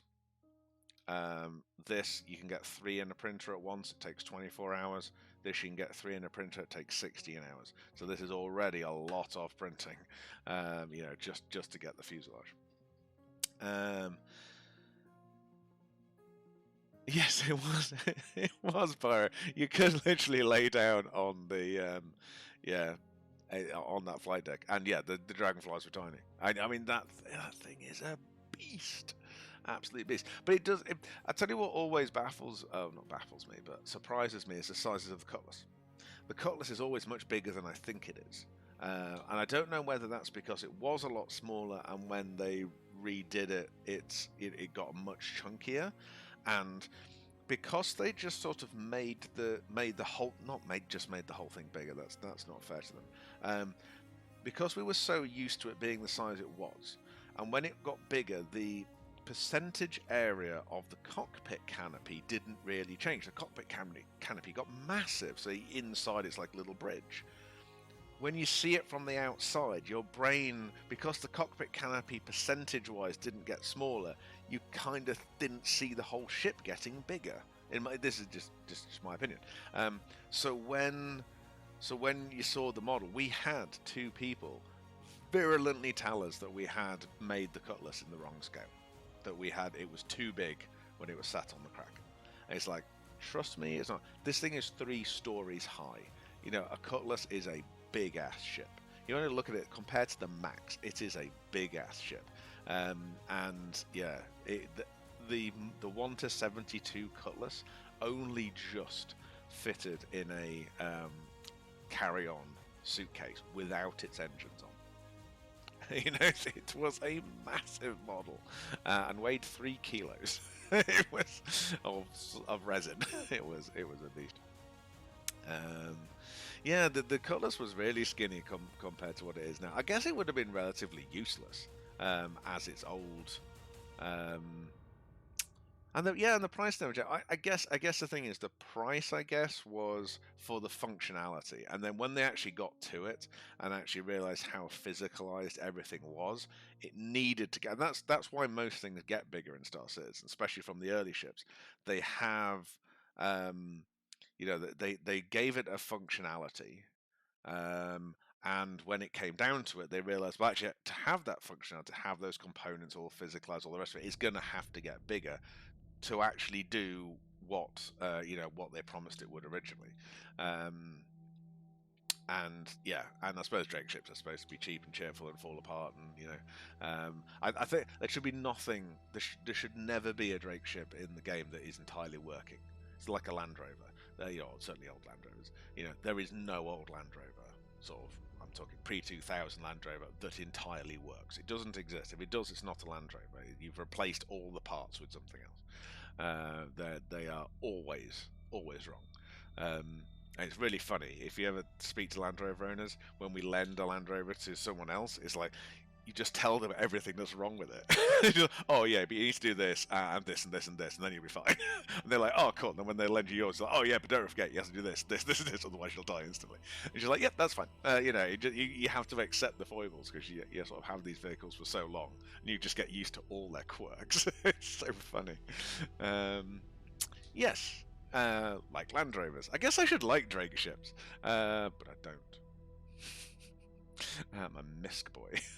I like Misk ships because they've got the biggest haulers. That's the only reason I like them. It's not the only reason, but I also like the really sort of shitty view out of them as well. It's just. But sort of Misk is so weird because Misk ships either have the best views around, like the Prospector and the Reliance, or the worst view. Like you get a letterbox, you're like flying a Cylon ship, just like. Why nothing in between? It's like if you look up in a Freelancer, you get a bigger view than looking forwards. It's hilarious, but yet you rock around in a Reliant and you can just feel like you're not in a ship. It's bizarre, absolutely bizarre. Misk ships, shame. The Razor's pretty good. I've never flown one. I know I kind of get what people say about the Razor, that it's not a very Misk ship. But it's an F1 racing car, effectively paid for by Misk, or developed, from the coin of Misk for racing. It doesn't need to look like a Misk ship. It's like, did the Jordan F1 car look like a packet of Benson and Edges? It doesn't matter. They're effectively a sponsor of them. Yeah, and Jean engines, and it's yeah. I have no issue with the Razor. Looking the way it does, it's engineered to do one function, and I'm sure it does it very well. Everyone needs to know. Everyone needs to love the bit of Misk. And you know what? I don't know why. I guess because I'm not really into these little racing ships. I'd never realised how small the N50 was. The N50 would make a cracking 1 to 100 model, smaller than the Arrow, I think. It's doable in 1 to 40 just about, as a reasonable model. But it'd be nice to do, because the Razor's bigger, and like there's another like Origin fast ship, isn't there? It'd be good to do them in the 1 to 100s. Would be cool. Cool. I don't think I have anything else to report. Does my co-host ever come back? He did, and he moved his chair. I couldn't see his. Thank you for your sacrifice. How dare you? How dare you? I love my Misk ships. Crusaders are looking nice. I am looking forward to getting into the MSR and the Herc. So it was 18 hours ago I asked about this, whether people liked the Karak open development process, and it seemed to be relatively positive. So we shall continue to do so. We shall. I kind of want to do it for the 1 to 500s. I want to be a bit secretive about some of the others, but just because I like to surprise. But I think that we'll do the 1 to 500s. 1 to 500s open. What hold off on the MSR? I think it's getting lift. I'll like lift on the bottom. Yeah, I'll ask Ben about that. We will make sure that we grab that. Herc is going to be a nice ship to model. Getting 1 to 500, so you sort of see it compared to the Karak. It's a tiny bit smaller than the Karak, I think, as a model. So it'll make a nice model. It'd be about a very similar size, but maybe a little bit bigger than the model of the Freelancer Max. Just roughly speaking out of my head. And the MSR is going to be a cute little model. So the MSR is we say on this channel is 1 Karak arse large. So it just turns out the MSR is about the same size as the aft of the Karak. So if you turn it the other way, so it's not a small model, but it is going to sit as a as a diorama, not a kit model. So in case anyone in chat isn't aware of what the difference between the two is, a kit model comes in a proper kit model box, one of these sort of magnetic flippy lid ones, and an artwork sleeve. They're also limited to 500. They come with certificates. All of the landing gear in a kit, if a ship has landing gear, is interchangeable on magnets. Same if any wing changes like VTOLing and all that kind of stuff is interchangeable on magnets. A diorama comes in a clamshell like this, or obviously much bigger. Clamshells get really big, so the MSR will be in a much bigger clamshell than this. Still have instructions, still a kit, but it doesn't have necessarily have interchangeable landing gear on magnets. So the way that we've done the like the landing gear on these guys, all of these, so if we ignore the Pisces and the Arrow, as I say, they just come as 4 ships, some landed, some flight. The other 5, the Lancers and the Cutlasses, these are all in landed mode at the moment. They come with both landed and in-flight landing gear, so you can build them as either. And they also come with a stand as well to put them on the stand. But they're not interchangeable magnetically. You could, if you used a Yoo-hoo type glue, you could glue them in temporarily so you could pull them back out later. But they are designed to be built one way or the other, basically, rather than interchangeable on magnets. So they're the major differences. Also, stuff like the Carrack obviously has its its hangar internally modelled with its door. It has its cargo pods interchangeable. It has the garage all modelled, all that kind of stuff. That won't necessarily be the case for a diorama versus a kit. So, great example of these. Probably the rear cargo bay of the MSR may not be done. I don't know. We need to see how big it is. However, the Hercules' cargo all the way through will be there, and it'll have its rear and front doors removable or magnets and all the rest of it, just like we've done with the Carrack. So that's the major differences between the dioramas and the full kits. It's basically a way of us drawing a line to go, this is all going a little bit too small and fiddly to do, so boom, there's the line. These are dioramas, these are kits. The dioramas will obviously be cheaper as well, because they don't have all the magnets, they don't have the boxes, the sleeves, the cards, not as much as interchangeable or visible on them, so it does allow us to make some cost savings. So they tend to be lower price brackets, and they're smaller. So the cut-off, as far as I see it, is a 6. These are just the ones that are in game at the moment. The 600i is the smallest ship in game that is a kit model in 1 to 500, and the Caterpillar would be the largest diorama. The Caterpillar is smaller than the 600. It's longer, but it is smaller. And the landing gear on the Caterpillar would be a pain in the tits, to put it mildly, because it has 50 million landing feet. Would we do the MSR as a kit eventually if people requested it? If enough people wanted it, yes, in 1 to 200. And the thing to remember about the MSR is Ben Curtis made her so big. So you look at the MSR here versus Freelancer Max. And the Freelancer Max isn't a small model. So to do this in this scale, it's about 2 to 3 times the size. Which you're actually getting the MSR in a 1 to 200 is getting into the same issues that these ships have in 1 to 500, in that we're going to have to start casting some pieces of it because it is so big. And I think that's the thing. I think because of the art, the art style of the Crusader ships, they look a little bit smaller than they are. The MSR is big. It sits tall. It's non-symmetrical. There's a lot of pieces. The hull itself is massive. It would be in our extra large kit model section, but yes, I would love to do it, and I do think the MSR probably has enough backers behind it to make it work. We'll see how it goes as a diorama in 1 to 500, and hopefully one day there's a way of better kind of calculating which models to do. At the moment, we have to kind of work it out and work out which ones will break even and stuff. Currently, we have the Arrow is in profit now. The Max is nearly at break even now, or might just be over it now. After this weekend, we were literally a few models away from its break even. None of the others are yet, but it's time is young. But yeah, we have to make sure that we're going after models that realistically can make their money back. The bigger the model is, the more expensive it is to sell, the more time it takes to make, so that the chance of us making the break even, it gets a little bit crazy. It would be nice to have the facility to do crowdfunding, but we're not allowed. That's not unusual.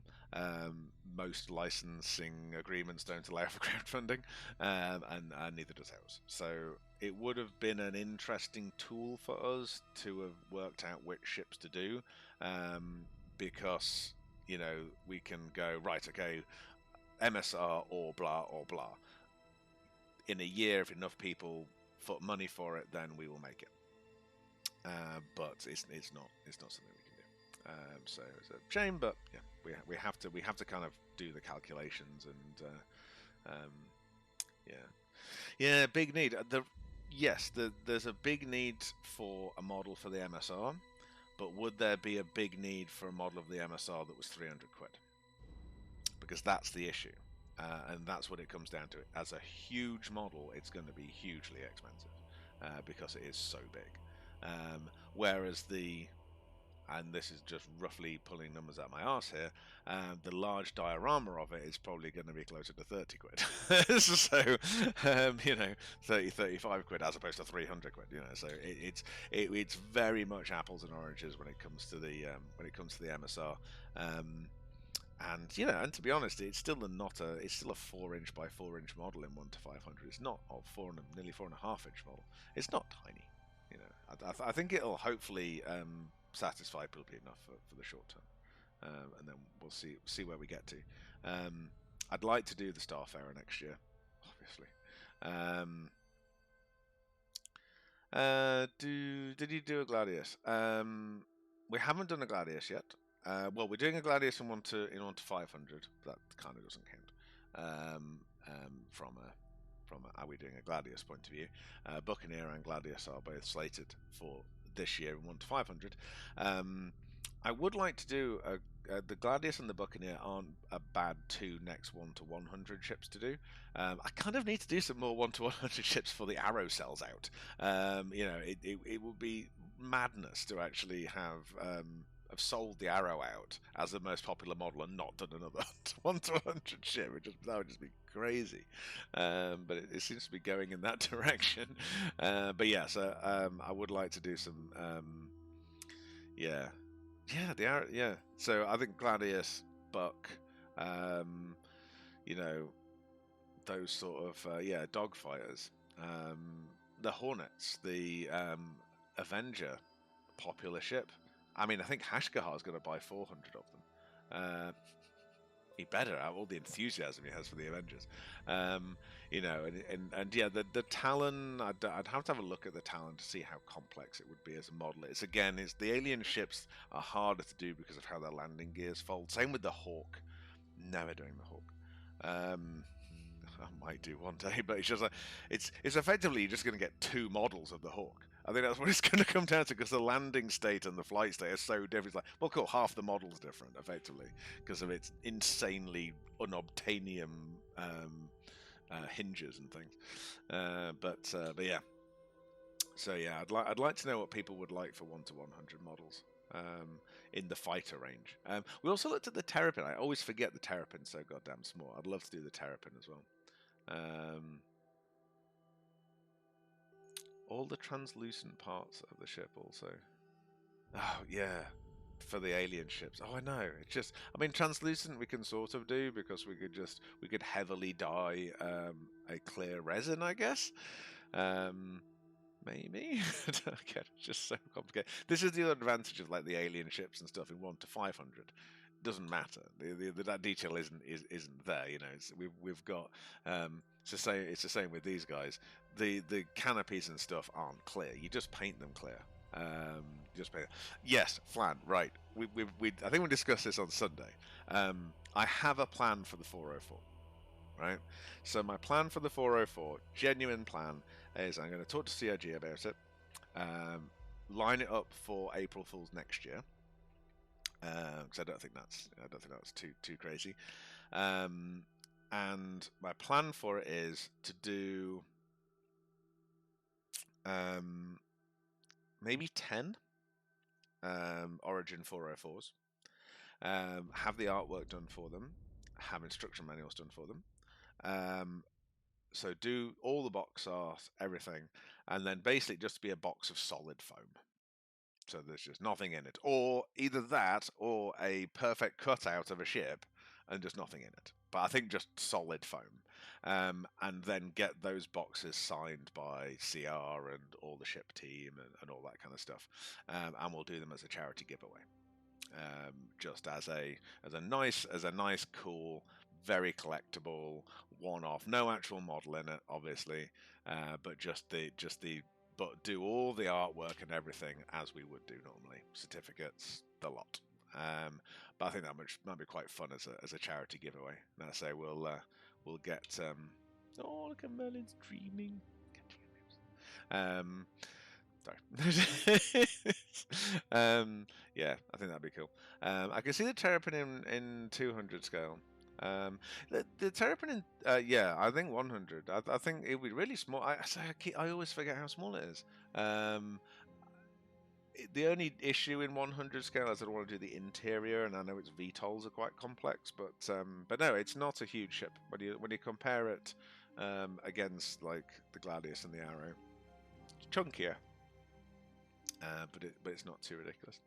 Right, it's been an absolute blast. Thank you very much for all the new people in. Big shout out to no, he left, didn't he? Citizen Sindoa, Synoda, that's the one. Excuse my terrible reading on my huge screen and tiny writing. Thank you so much for your presence and your orders. Much appreciated. Everyone else who's bought stuff during the stream, fantastic. The Real Kingpin, thank you for the follow. And yeah, what's next? Stream on Sunday. Good one to watch on Sunday. So we will be affiliate. So we're going to talk about what the sub tiers are and work out what I can give you guys for those. We've also introduced a thing on the website. If I close that because of Shopify, down here. Oh, you're not going to see it, are you? How do I disappear? I can disappear. Look at that. Assume you can still hear me. Yes, you can. Right. So down here on our website now, we have a little rewards thing. Sorry, Merlin, you're going to have to go away as well. So this is how you can earn rewards. Now we did have a little bit in the server of what we can call it. So we're going with JR engagement credits, or JREX. Is our current currency. We might just change it every week just for a thing. So there's a few things in there that way you can earn credits: starting an account, reviewing products, placing orders. And subscribing to newsletters and all that kind of stuff. Nothing to spend it on yet, but there'll be cool things to spend it on, merch and money off and all that kind of stuff. That we're also going to have a referrals program and VIP program and all this kind of stuff, because we've got this awesome new plugin for Shopify. So we'll be going through all of that on Sunday and talking about that. Thank you very much for the congrats on affiliate. We are now there. We are officially 7 out of 7 of streams in the last 30 days. This has now earned us across the line. So we can now start doing affiliate-y type stuff. So thank you so much. Yeah, we'll see you Sunday. Oh, no. No, wait. We need to raid someone. Such a dumbass streamer. Plan, throw GHG rubbish thing at me. No, it's not really. Yeah, I'd say after this stream, that will trigger. It takes like 24 hours to kick in on Twitch because it's really slow. We'll jump into Noodle. Don't know. That came out wrong. I mean, yeah, if you want. But yes, so utter pleb indeed. Everyone have a great one. Say hi to Noodle for us, and yeah, see you later. Go raid now.